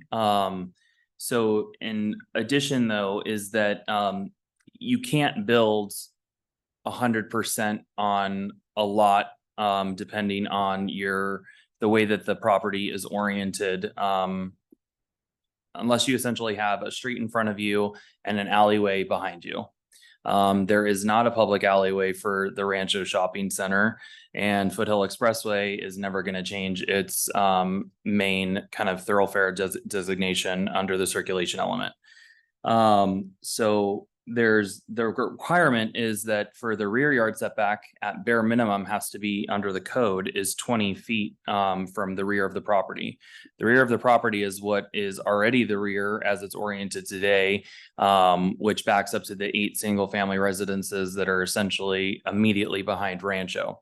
However, Santa Clara County Fire, for any fire access road, when you have a development that would be butting up against an R1 zoning district, will require a fire access road. So technically, by fire code, there will not be any structure or obstruction, even if you want to say it that way, from property line inland measured 26 feet is a dedicated fire access road that has to exist. So for future development, that would have to actually occur. So that would be at minimum a 26 foot buffer from the rear of those properties. Additionally, because we have provisions and requirements for things such as landscaping and lot coverage of things that are associated with non-building development is that ends up further essentially restricting or, kind of chipping away at what your actual building envelope can end up being. So FAR was a guaranteed removal for Rancho Shopping Center as a part of the 6-cycle housing element. So that is one thing that has to be provided as a part of the amendment process tonight. Can we put in place a density limit? No, you can no longer restrict or increase density restrictions under SB 330. But I think that in whenever the 35% was put in place, if they had had a crystal ball and if they had known we were going to be here, they might have said, let's put a density limit on those specific sites. Because you're saying we don't have to change the density limits. So had they done that. Yeah, pursuant to. That's right, we can't. But I'm just saying in the 80s, when they put the 35% there on Rancho and Woodland, could whoever was in charge of that decision, could they have instead said, let's put a density limit on those sites? And had they done that, would we have to remove those density limits today? So the council action, so potentially, but it depends on whatever they might have done, but that's neither here nor there, because that's not what the action that the council took in 1989. On April 25th, 1989, Mayor Bruno opened the public hearing. No public testimony was received. The public hearing was closed. The following council discussion regarding the value of the ordinance in controlling future commercial growth. So that would not have done anything with density. So the whole intent was to only control future development of commercial growth, not for residential growth. The council action was unanimously passed in 1989. So it was to control, and that's from the meeting minutes that were adopted from that meeting. So it was to only control the potential of commercial redevelopment of that site. Yeah, and then and the city attorney is reminding me is SB 330, which is the Housing Crisis Act of 2019, further compounded where you are not allowed to modify density limits by reduction of the allowed density without making any potential, you'd have to make an immediate swap in any potential area. And as I originally told the city or the community and the commission tonight, that means that we would have to find 6 acres of single family zoning and replace it with unlimited density limits. And effectively those are already spoken and owned parcels. So HCD would not accept that either. So it has to be, there's size criteria as well as existing use criteria that's factored into your site selection for site inventory. So making a fair swap where some folks might say, oh, well, we'll just do it in the single family districts and we don't really care. Because everything's already subdivided and segmented ownership, that actually creates a path of resistance for the creation of additional housing. And the key to that term is additional housing, because we're not providing net new units by doing what we predominantly see in Los Altos, which is single family home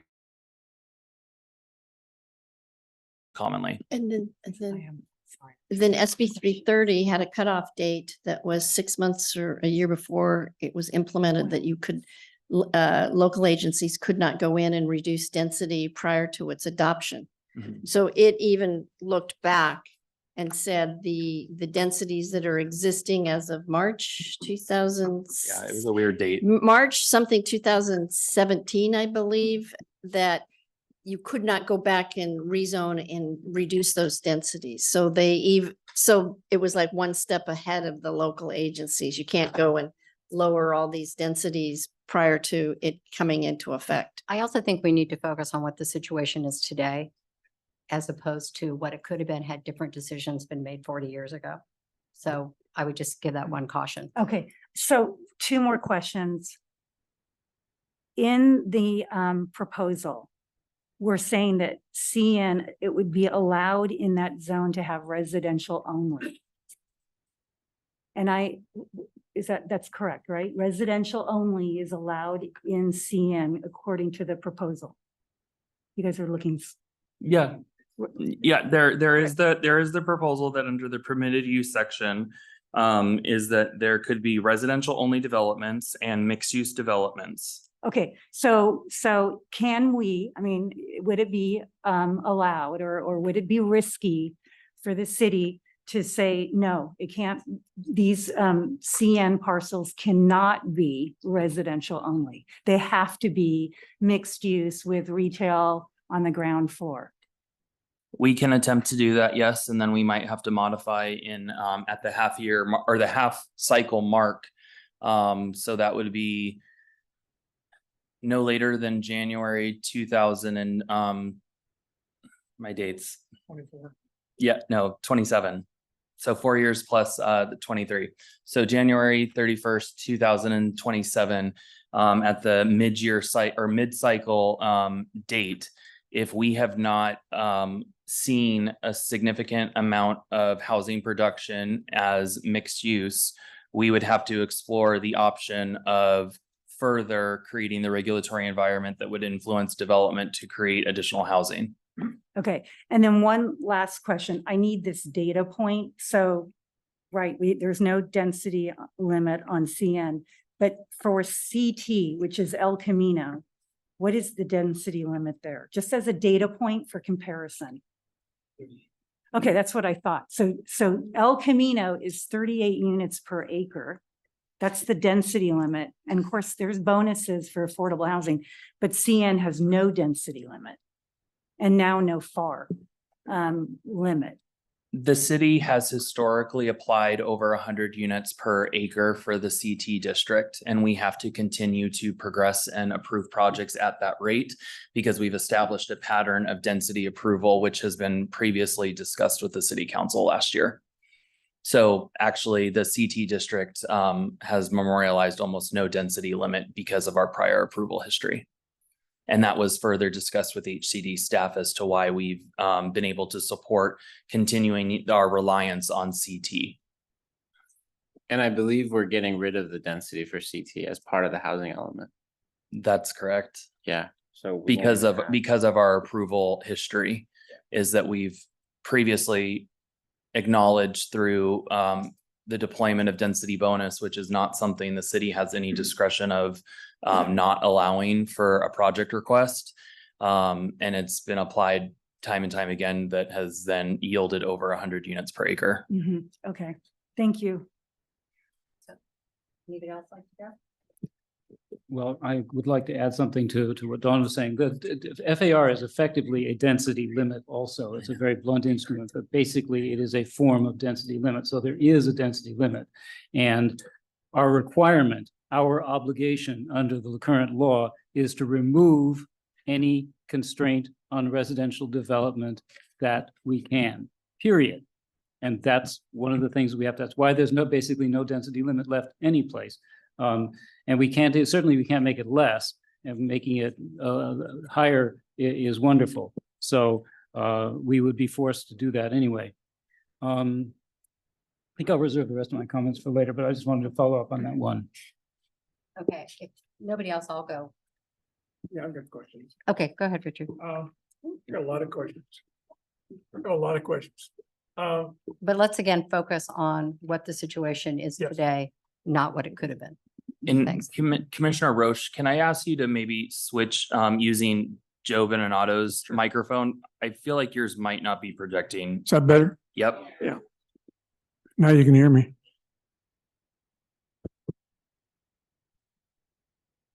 First of all, I like what Kate's idea. I can say this, the mixed use concept, because as it is now with residential and commercial, if you have no limit, you're restricted with residential, they're going to build 82 units or whatever they can build. And if they include some low income housing, they're going to build more. problem with residential, as I see it, among other things, is you notice you have a 20-foot setback. Maybe it's 26 feet with a fire access, and you have a one-story single family on the other side of that. And then you're gonna have a 4-story building, apartment building, that's gonna shadow and affect all of those 8 single-family houses at front on Riverside. So the concept of where you place these houses is gonna be limited, and it's real restrictive. Again, discussion of the traffic, 2 stop signs now, lots of backup, school kids. I'd like to see the existing use would be ideal. A mixed use, as Kate brings up, offers an increasingly better option, where you would have the shopping center as where we go and get our groceries, and there's a restaurant and stores, as well as being able to, if there was housing there on the 2nd, 3rd floor, would be more palatable. I don't know if we can do anything with height.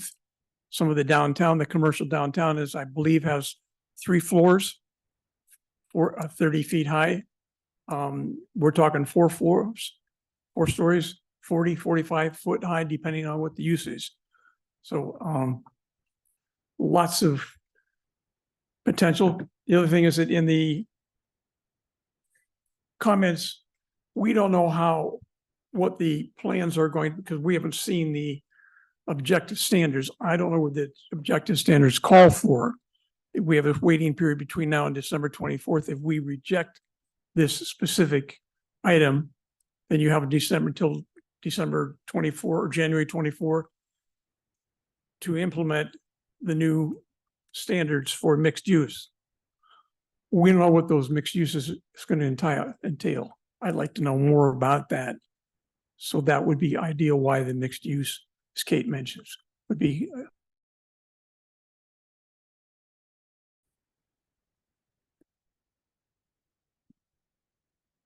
I'll go ahead and go next.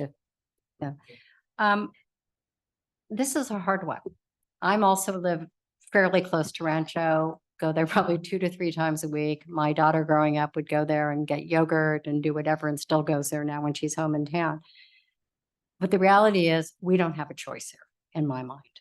And I appreciate what everyone's saying about, yes, I'd love to keep mixed use there. I'd love to have Andronico's there or something like it. But if we don't do this, we are playing with fire with the state. And we could wind up in a builder's remedy. And to me, that is a risk that is just too much to take. And then we would have carte blanche throughout the city, not to mention fines, not to mention reduced funding for traffic projects. So in my mind, as much as all of us hate this, and it's been a horrible 2-year process to get here and to make hard decisions, I think we have to support it. And I will be voting to support it. We can do what we can to try to mitigate it, but I think to do anything kicking the can down the road is just a big mistake. And I can't support that personally.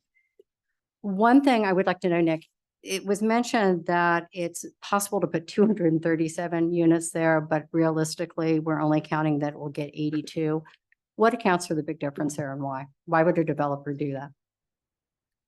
So the 200 number threshold, we also, as a part of the housing element, have assessed development trends throughout the city. And so, for example, the CN district, the development trends that has been most recently in the last several years has been a 39 unit per acre average, even though so that's essentially the development trend of what private development is looking to achieve in recent years. So using the 39 per unit kind of threshold is kind of how we, deduce down, what we think is a maximum capacity when you have no density control, which is the example for CN. But then a realistic capacity is what we would anticipate a development to yield based on the potential of portions of Rancho leaving to be continuing on, even though potentially part of the development might want to be segmented, essentially, like what was previously mentioned by myself last year and then a speaker mentioned today. So it doesn't mean that the entire plaza has to be bulldozed and redeveloped. There could be some type of unification of portions of the building that could be removed, where housing then would be added. And that's how that number in the 80s was configured, to be able to have a realistic capacity for the potential that there might not be a full scrape and build on the entire site. And from an economic standpoint, for any developer today going in, would they rather build all housing? Or would they rather do a mixed use development economically? What's their incentives?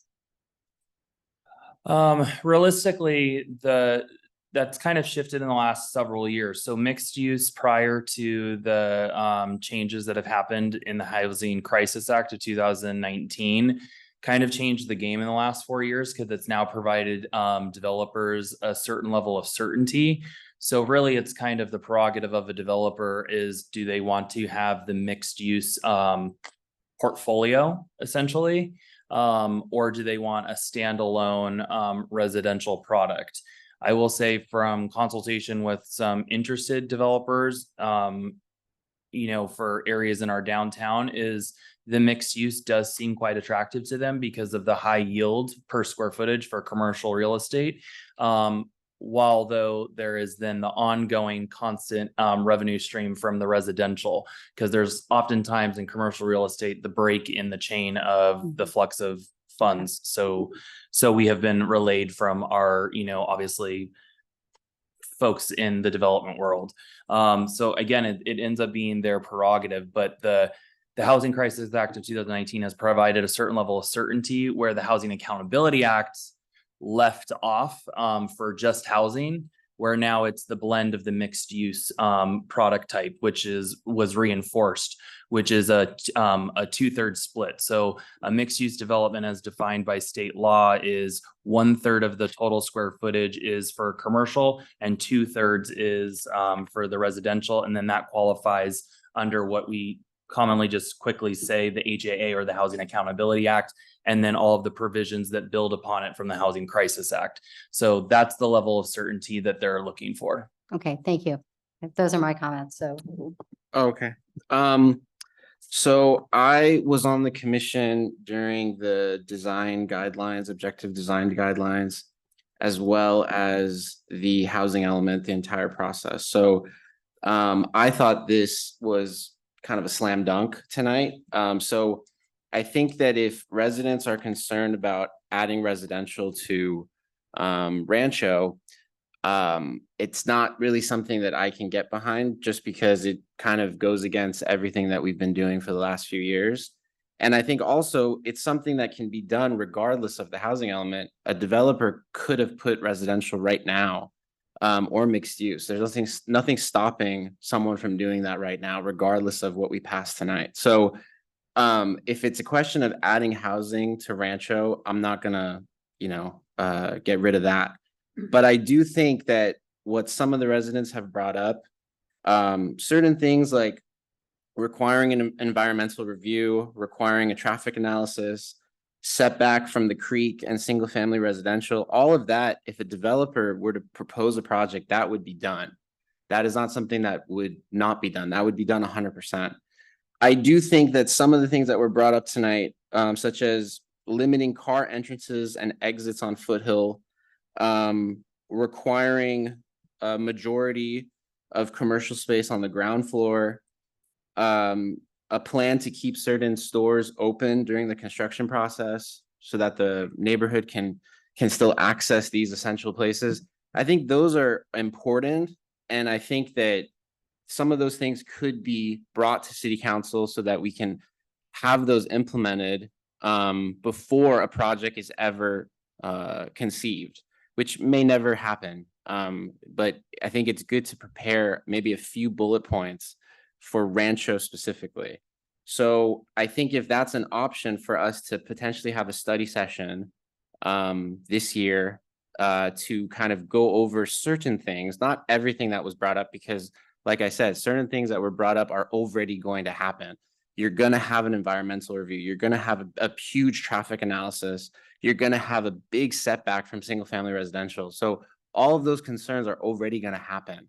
So, but I do think that it's in our best interest to have a couple of items that were brought up tonight and not decided tonight, but to mention that to the city council so that they can plan a study session with the commission and that we can listen to these concerns before a project is ever proposed. So that would be my comments on that. But I do think that everything that is being proposed tonight should be passed because, like I said, it's been almost 2 years that this has been on the agenda and we're just implementing now. There's no discussion tonight. We just have to implement what has been passed. So that's it. I'm going to second everything Maris just said. We have our hands tied, and I'm sorry, you people, I'm really angry at the Daily Post because they lied to everybody. The article was a falsehood. There's no project. There's one person in the world who will decide what happens at Rancho, and that's the person who owns the property. That's it.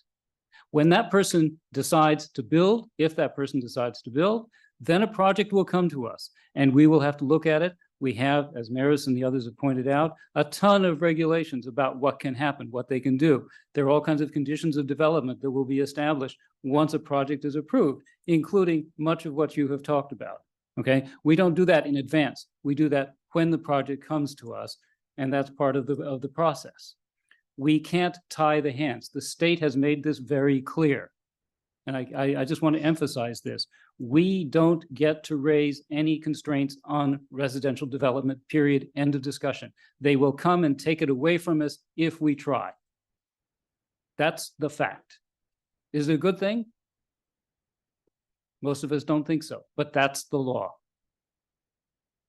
And we cannot put rules in place in advance that will be constraints on residential development. What we had to do, what the city had to do, was to identify every square inch of Los Altos that was not already occupied by housing and tell the state what that was. That's what the housing element update did. That doesn't mean it will be developed. It doesn't mean anything except that it could be developed. Will it be developed? Don't know. Should it be developed? The state doesn't care. That's it. That's reality. It's 2023. Mayberry is dead. Okay. Sorry. Okay. And I want to add one other thing as somebody who lives on El Camino Real. It's not an infinitely expansible space. It's been developed. You can talk about putting stuff on El Camino Real. There's no place to put it. It's already been approved and developed. Now it has to go other places. And Rancho is prime territory for that. Woodland is prime territory for that. Sorry about it, but that's reality.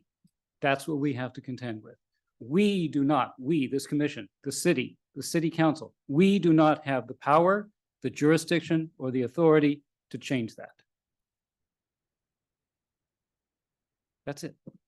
So I'm with Maris. I thought this was going to be a 15-minute meeting. We have to approve this language. That's it. Okay, so.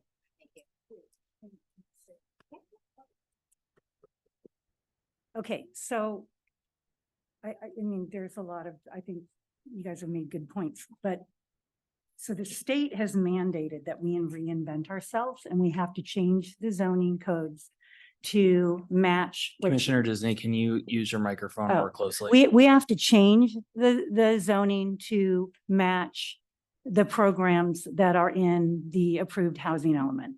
But we don't have to do any more than what we promised the state. Okay, and there's nothing that prevents us from putting together mitigation measures that protect the neighborhoods, ensure that, you know, harm is minimized, and at the same time doesn't add constraints on residential, the production of residential development. So I think we probably have to approve, you know, in some form what is being proposed, but I don't think we can, I think we can look at other things to help mitigate the impacts. I think we can look at what do we want to do with buffering, street trees, how do we want to mitigate noise, light, fencing, those sorts of things, because I'm afraid that, if we don't have, if we don't look at the development standards around landscaping, noise, light, and fencing, we're going to be looking at development that is not harmonious with the community. So I think those, the ordinances around like noise and light, I think they were crafted in a time when we didn't have these kinds of high density projects.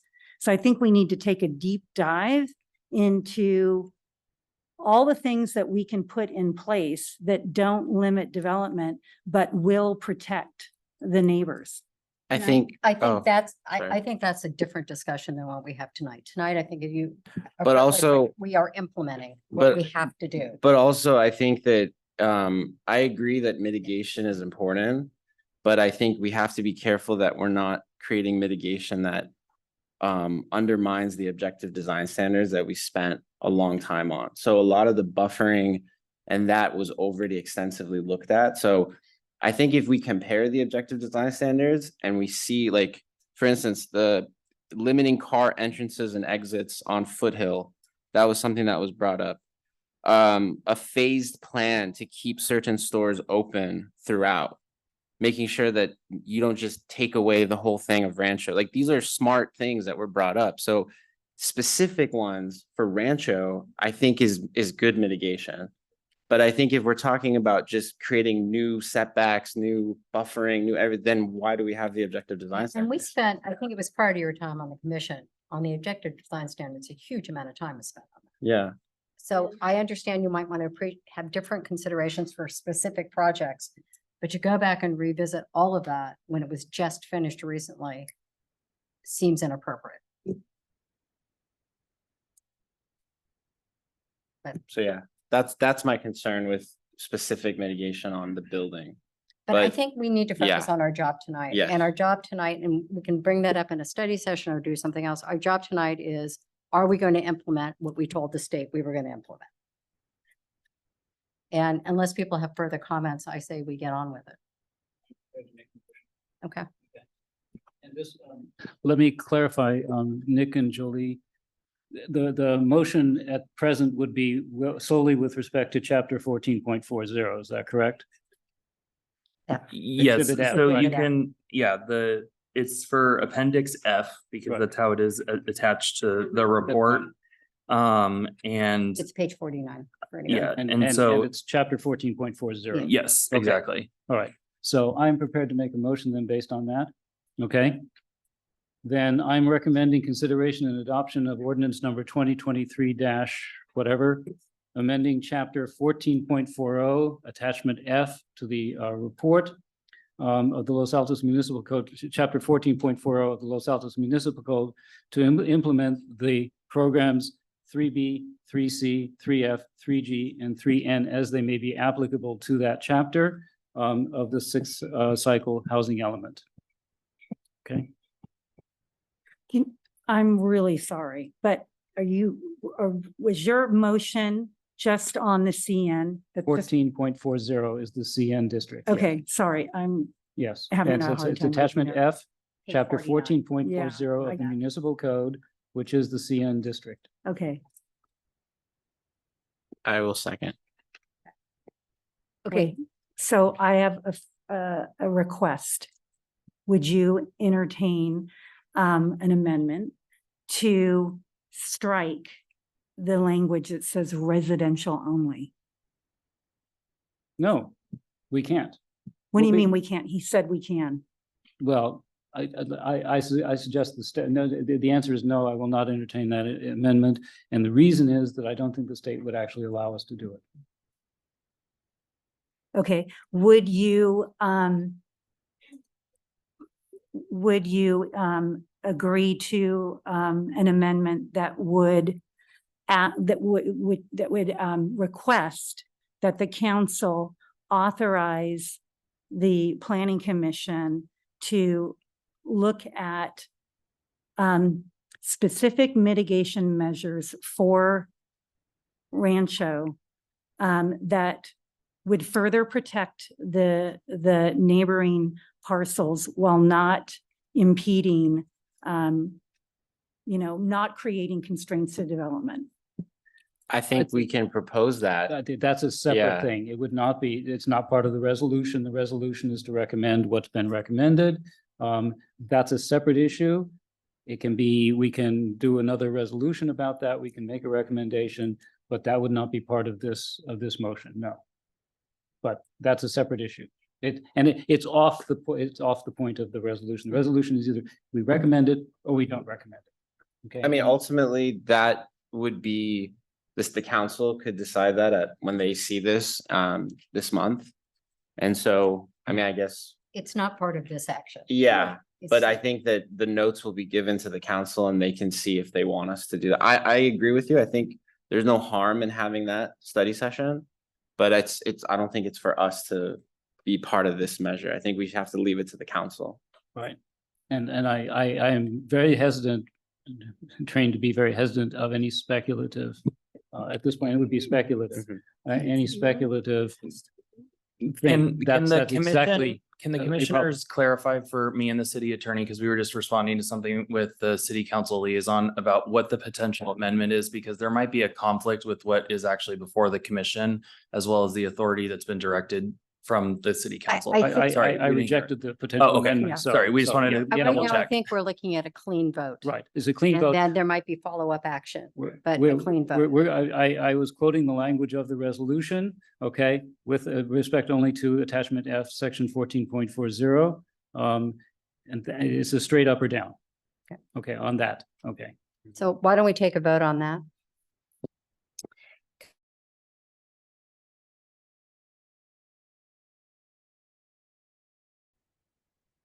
Well, I want to vote no.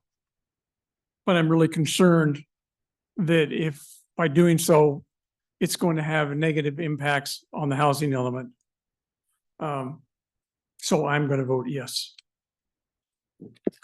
Commissioner Steinle. Yes. Commissioner Ahi, Yes. and finally Commissioner Mensinger. Yes. Okay. Okay, Vote passes. great. Thank you. I'm going to suggest we take about a 5-minute break. We'll bring Joe back in and we'll move on to the other topics. Okay. So let's reconvene at, by this clock, 9:15.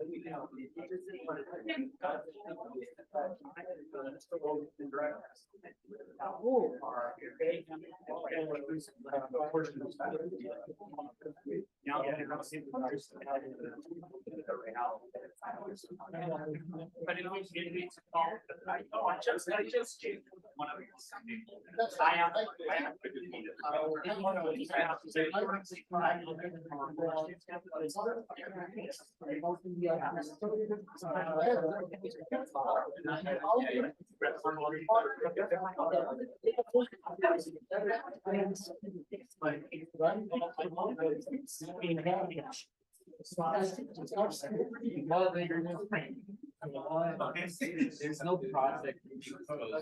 Now we're talking about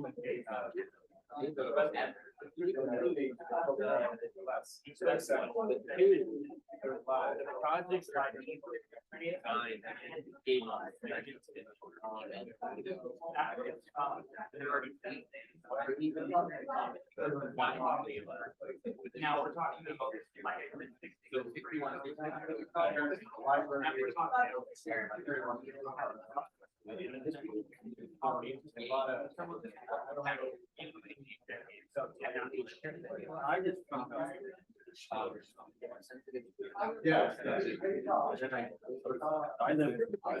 So if the project I walk.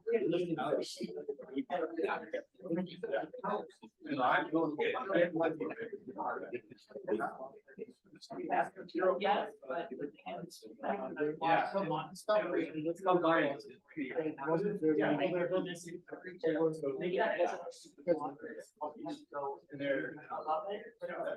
I'd like to, I understand. So this is.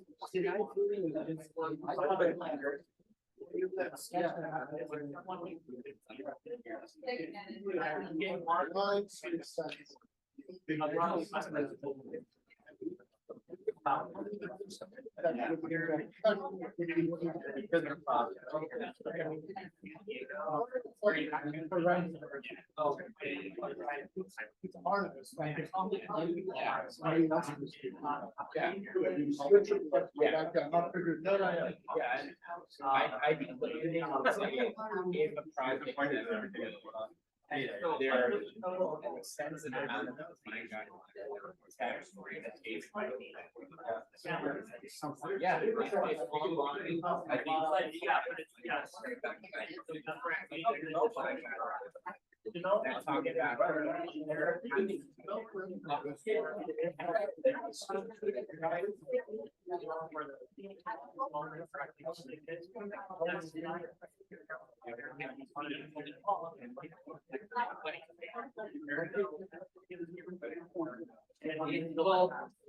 It's potentially gonna that is your project.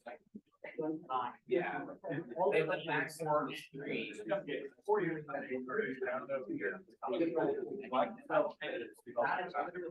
Right now, you're look at this part.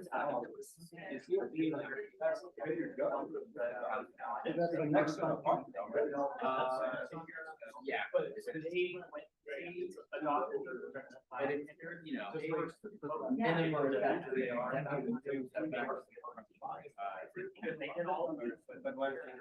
yeah, I know, but whatever. I would say that it's right by the freeway, but then they still.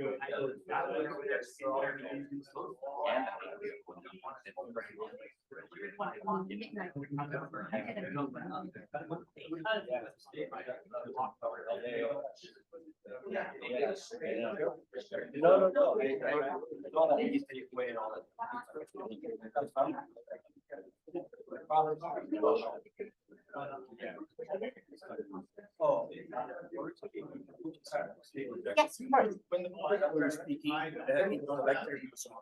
yes, it was. So it's all being recorded. So yeah, that's Take a look. all those two piece because they came here and they came to the other mics. Oh, I see, yeah. Yeah. Yeah, as far as I know, it was on, so, yeah, I mean, I pushed the button. Sure.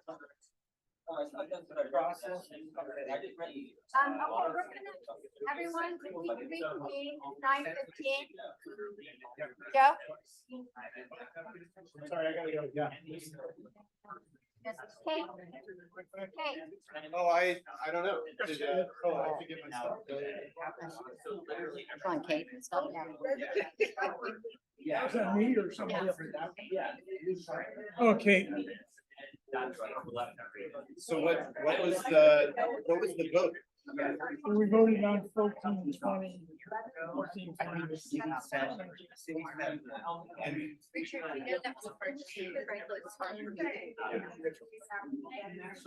Yeah.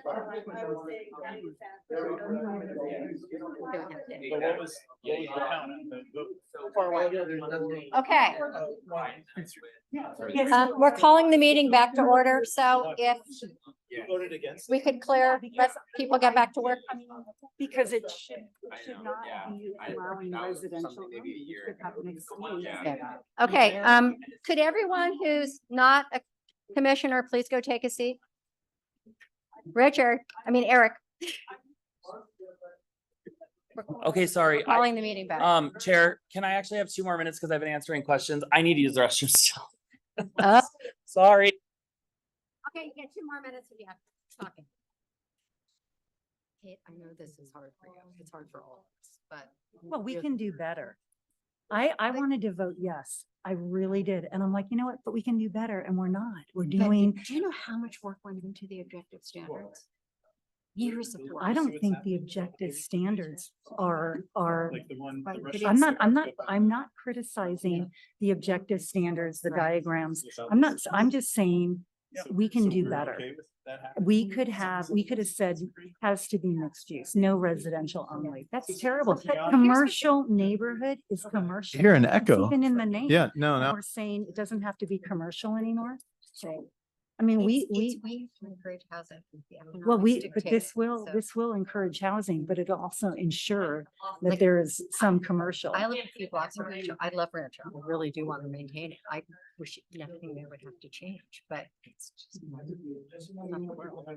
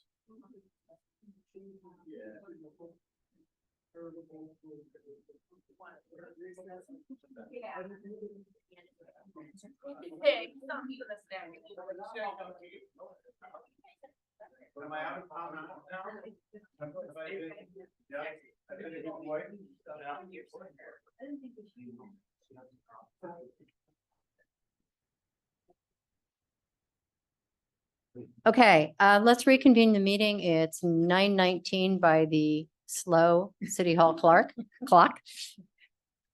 Okay, we're moving on. We are at full strength again. And Nick, do you have one you want to do next? How do you want to handle it? Sorry. Jolie, this is why we don't sit together at city council. So I guess temperature check, is there any specific appendix though that any of the 6 commissioners have like a lot of thought or requested things that they're gonna want to discuss a little bit more in depth? Because I know some of them are pretty straightforward But I do know that there might be some that stand out as stuff that wants in-depth discussion specific to certain districts as a whole. I have a couple questions, but I wouldn't say they're in depth. I'm prepared to make a motion. Okay, my quick question. I have a question about R3 zone, but whenever you want to Okay, take it. I have one on multifamily R3 as well. My quick question is, why are you eliminating the landscaping requirement? What is the question? Why are you eliminating the landscaping requirement? If I read this right? For which? district? R3. Hold on, find my note here. I think it was R3. That way, No, there was no. something, it was R3-5. Yeah. landscaping is- I was just curious why that was. So R3, is it R3-1 that you're talking about? I think. There's a lot of Yeah, sorry, R3s. it's code 1418.080.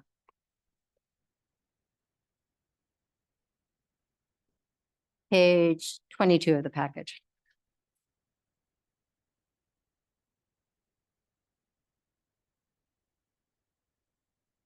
You're referring to subsection 070 and the side yards? Oh, wait, well, actually 080, but. Okay. So the 5 foot abutting the rear property line shall be landscaped according to the plan approved by the building and planning department and shall be permanently maintained by the property owner. So just by virtue of the fact that it said building and planning department, and then also shall be maintained by the property owner. So anything that's private property is, in the city of Los Altos for maintenance wise is required to be maintained pursuant to, the property maintenance section and code. The landscape, specifically the buffering requirements, that's something that is actually handled in different portions of the code. Ever since we adopted like the MWELO requirements for actual provisions for landscaping. So this is just an old standalone portion of individual side yard and rear yard setbacks that before the city ever had any standalone blanket landscaping requirements. So it's a cleanup. Yeah. Okay, thank you.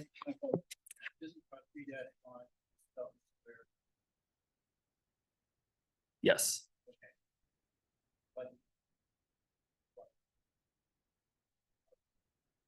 Yeah, so the way that HCD required for this specific program was modify standards in R3 zoning districts. It was a blanket requirement for all R3 zones because there's so many segmented, I mean, I think it's 3 or 4 different R3 zones that it's just, there are little tweaks here and there about what's a different requirement. A lot of times that's what, from looking at the history of R3 is they almost could have been as standalone PUDs actually, by the way that they were very small sections of it changed specific to each individual development pattern that wanted to occur. Rather though we increased or included it in the code as a standalone zoning ordinance versus a PUD.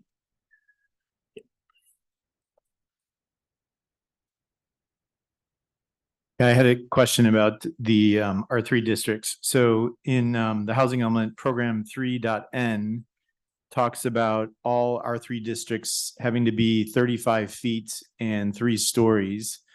And as I went through the edits, that was true for the R3-4.5, but for many of the other ones, it was 36 feet and 3 stories instead of 35. And I did, Director Zorns and I communicated about this earlier. I did go back and check program 3.b of the housing element, which references 36 feet and 3 stories, but that was for Main and State Street, which is an R3. So should they all be 35 feet or should they be 36 feet or random, whatever makes sense for an individual zone? So I hate to say this, but I am not the only person subject to error, and neither is HCD. And I do believe that they erroneously probably missed this one section because they required us to change the 35 foot to 36 foot as a part of the requirement that was originally proposed for the downtown building height ones. Right. That's included in 3B. Right. So my actual intent was to actually allow it to be 36 feet, because that's what is allowed in 3B. In order to allow for the 36-foot height limit for the 3 stories, in order just for easier application throughout the code. Okay, so they should be 36, and then one exception to that was R3-1, which was specified at 40 feet and 4 stories. So again, program 3N talks about all R3 districts. So is R3-1 a special case?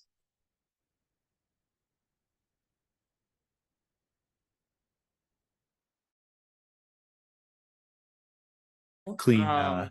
So R3-1 does have a greater significant land area than like R3-5, as Commissioner Steinle has pointed to. Okay. The code already actually, as it is today, allows for 35 feet in height as it is. So essentially there would be no change to the R3-1. And if we're wanting to be able to, with the intent of the housing element, create additional housing opportunities where folks would likely be more likely to have redevelopment, again, we need to create the regulatory environment that would influence that. So that would be somewhat of a, let's sweeten the pot for that specific district. However, we could just turn it to 36. I highly doubt that will ever spark redevelopment of that site. I just didn't want us to go against what the housing element program 3.N said. So either way is fine. I just, what would you suggest? Do 36 for all of them except for R3-1? That would be my recommendation, and that was my intent for Okay. tonight's ordinance.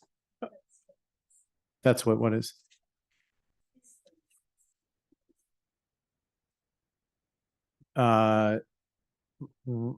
Yes, except the housing element says 35 feet. So it was just, I think it was a typo with the 35 feet. So I think we're good. My last question is about the large daycare, which is 14.80.060G. I'll give you a second to find that, Director So Zornes. that, if you want to finish your statement, there's actually state law that the city attorney will speak to. Oh, okay.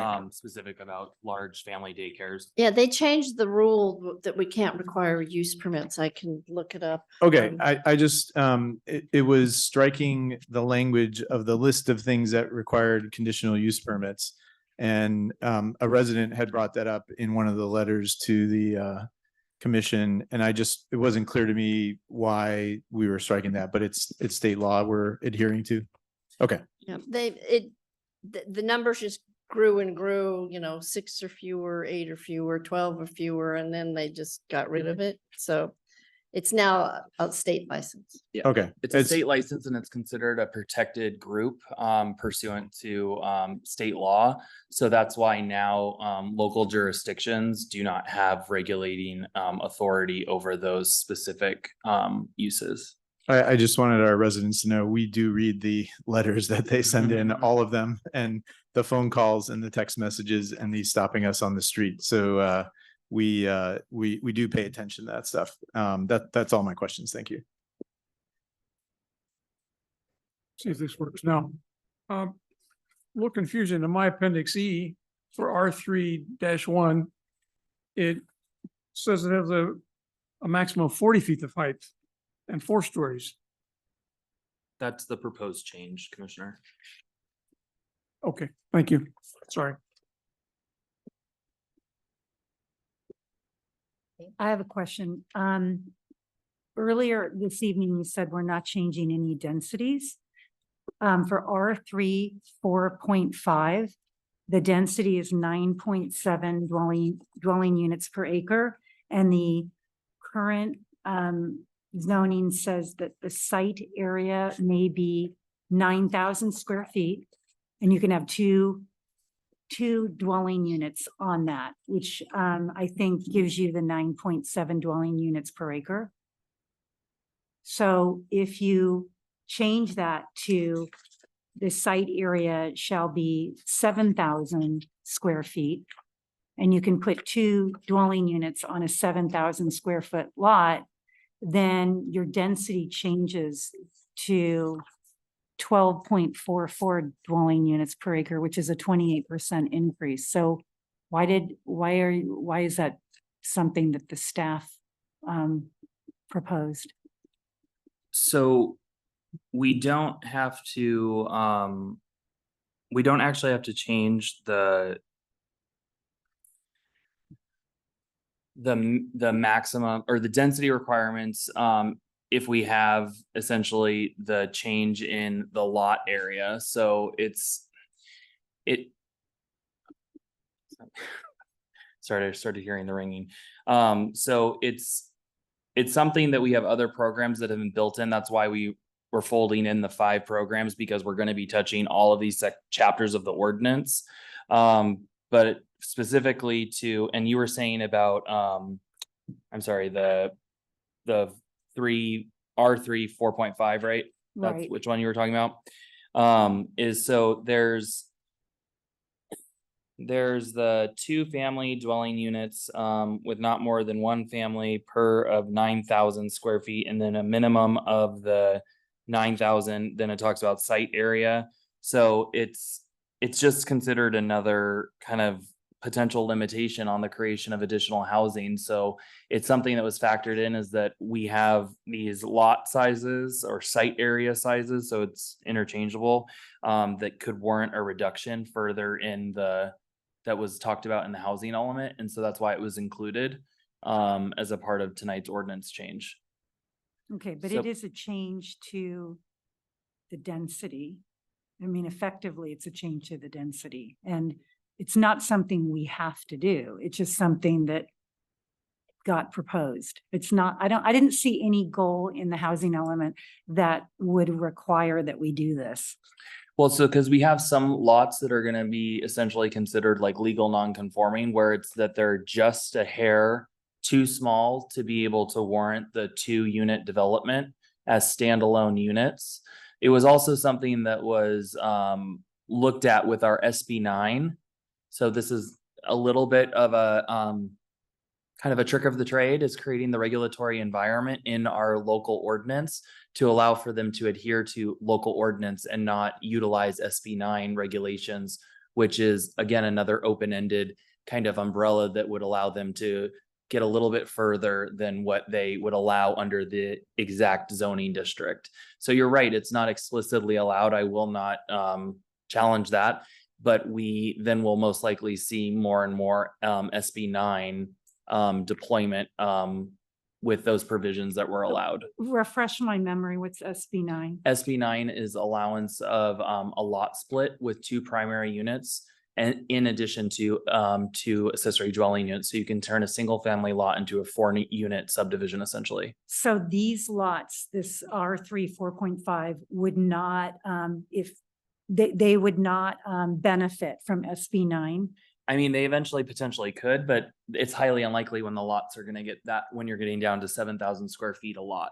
But so again, you're creating that regulatory framework, is that then they could utilize just our basic zoning standards versus the SB9 standards, which are in general more generous. But can you use both? Can someone say, I have a 7,000 square foot lot in R3 4.5 and I want to do a lot split?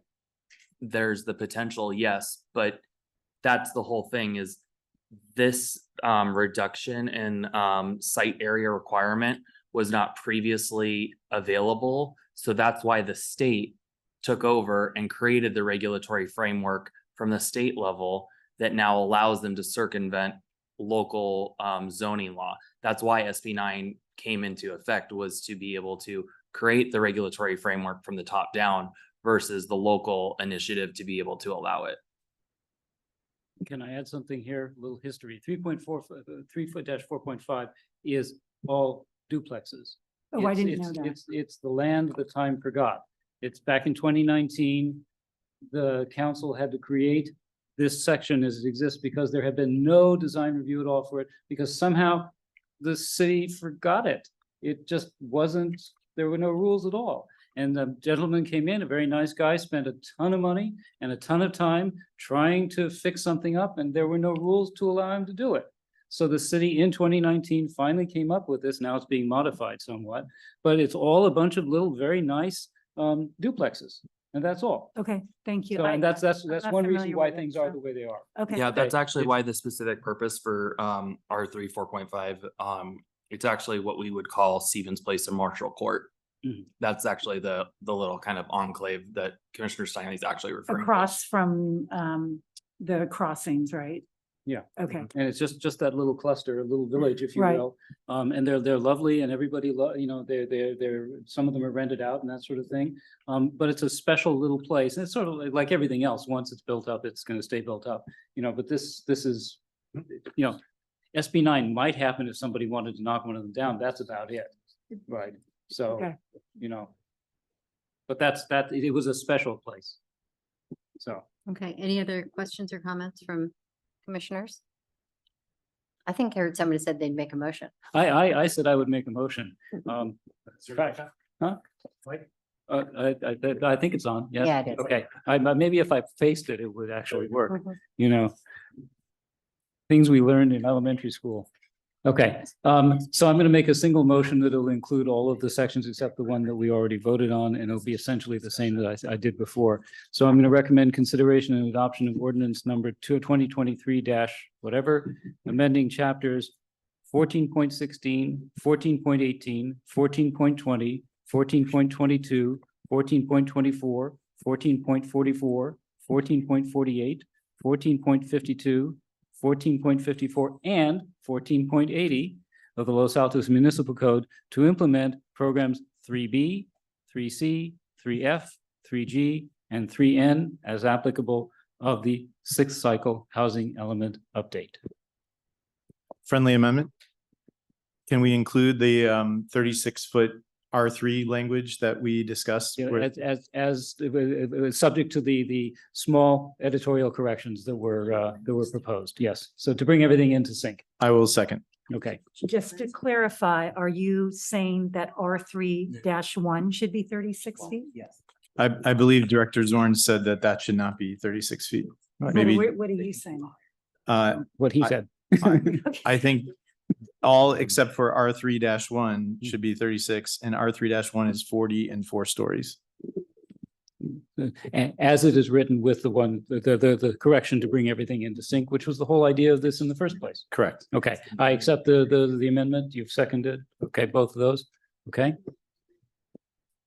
All right, ready for a vote.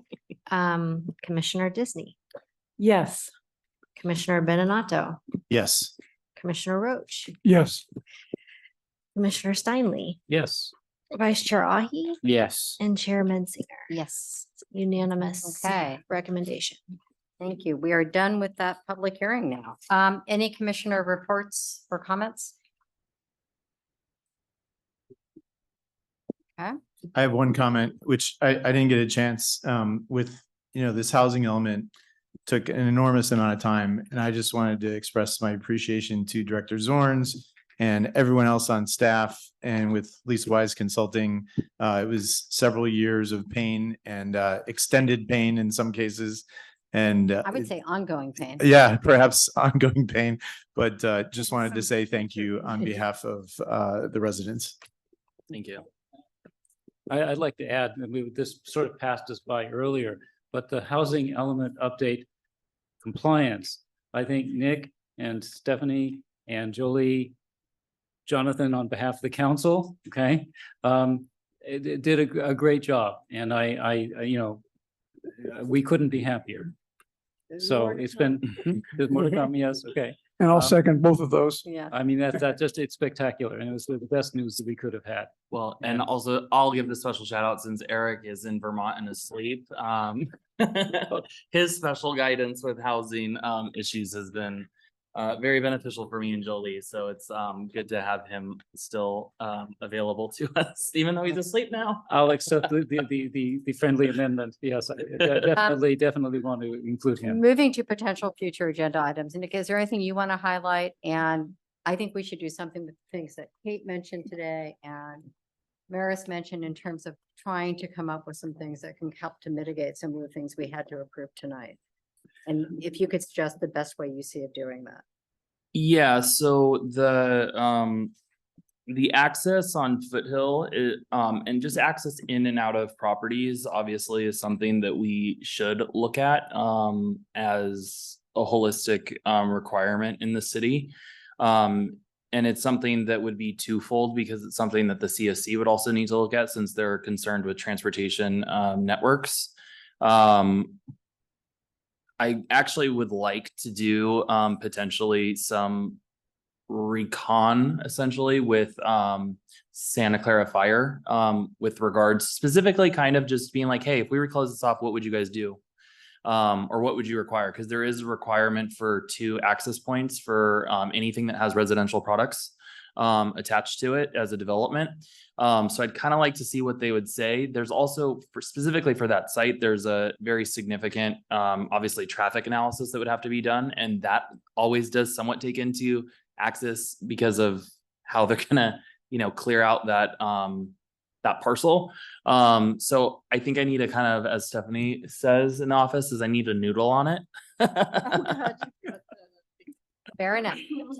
Okay, but I think that's something that several members expressed an interest in saying, how can we do some things that will mitigate the impact should Rancho get developed even prior to something being submitted? Is that fairly Oh, saying? definitely. I Yeah. think the goal is to do this before something's Yeah. submitted, because it's terribly unfair to come in after the fact and say, oh, gee, we want category 1 trees and different kind of fencing. I mean, I think if we could just do a deep dive sooner rather than later to try to mitigate impacts.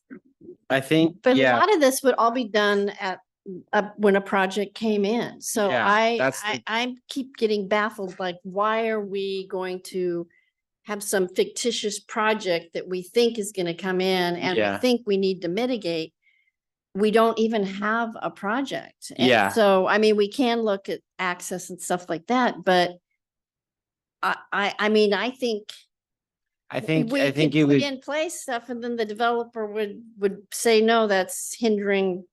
yeah, I think housing. for a massive development that potentially would go on Rancho, I think you would have a lot of things that are considered in the application that's submitted to the city. So I think that you were saying a deep dive, I think maybe a shallow dive, maybe just looking at certain things once Nick, I think, and the staff kind of maybe take a look, but I don't think there's a ton of items, but I think there's a couple things that just to keep residents, give them peace of mind. I don't think it's going to be any harm to do that. So I'm also gonna at least just inform, just for information sharing, so the commission understands it. So the sustainability division, which is now back in development services, they've been working on the tree protection ordinance. So for example, I was out at Rancho Shopping Center today, for an example. And we have very mature trees that are out on site that would what we would call in our tree protection ordinance is what contributes to the tree canopy for our city's urban forest. So when we're talking about, and it's not actually a tree for tree, that's actually a very old way of thinking. We actually have to look at what is the actual canopy and what is being provided by the canopy.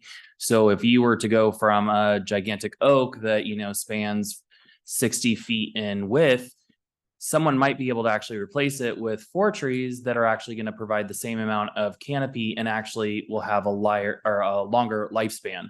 And so that's something that, again, right now I can think of 4 massive trees just by, my recollection of being on site today, where that would warrant a variety of specific category trees to be replanted on that site, in addition to our lot coverage of pervious and impervious surfaces, which we look at for every design review application for mixed use and multifamily housing development. So there's a lot of provisions that are already built in, but it would be on a project by project basis. Okay, I think that is it. And if so, we stand adjourned at 9:43. Thank you, everyone. Yay.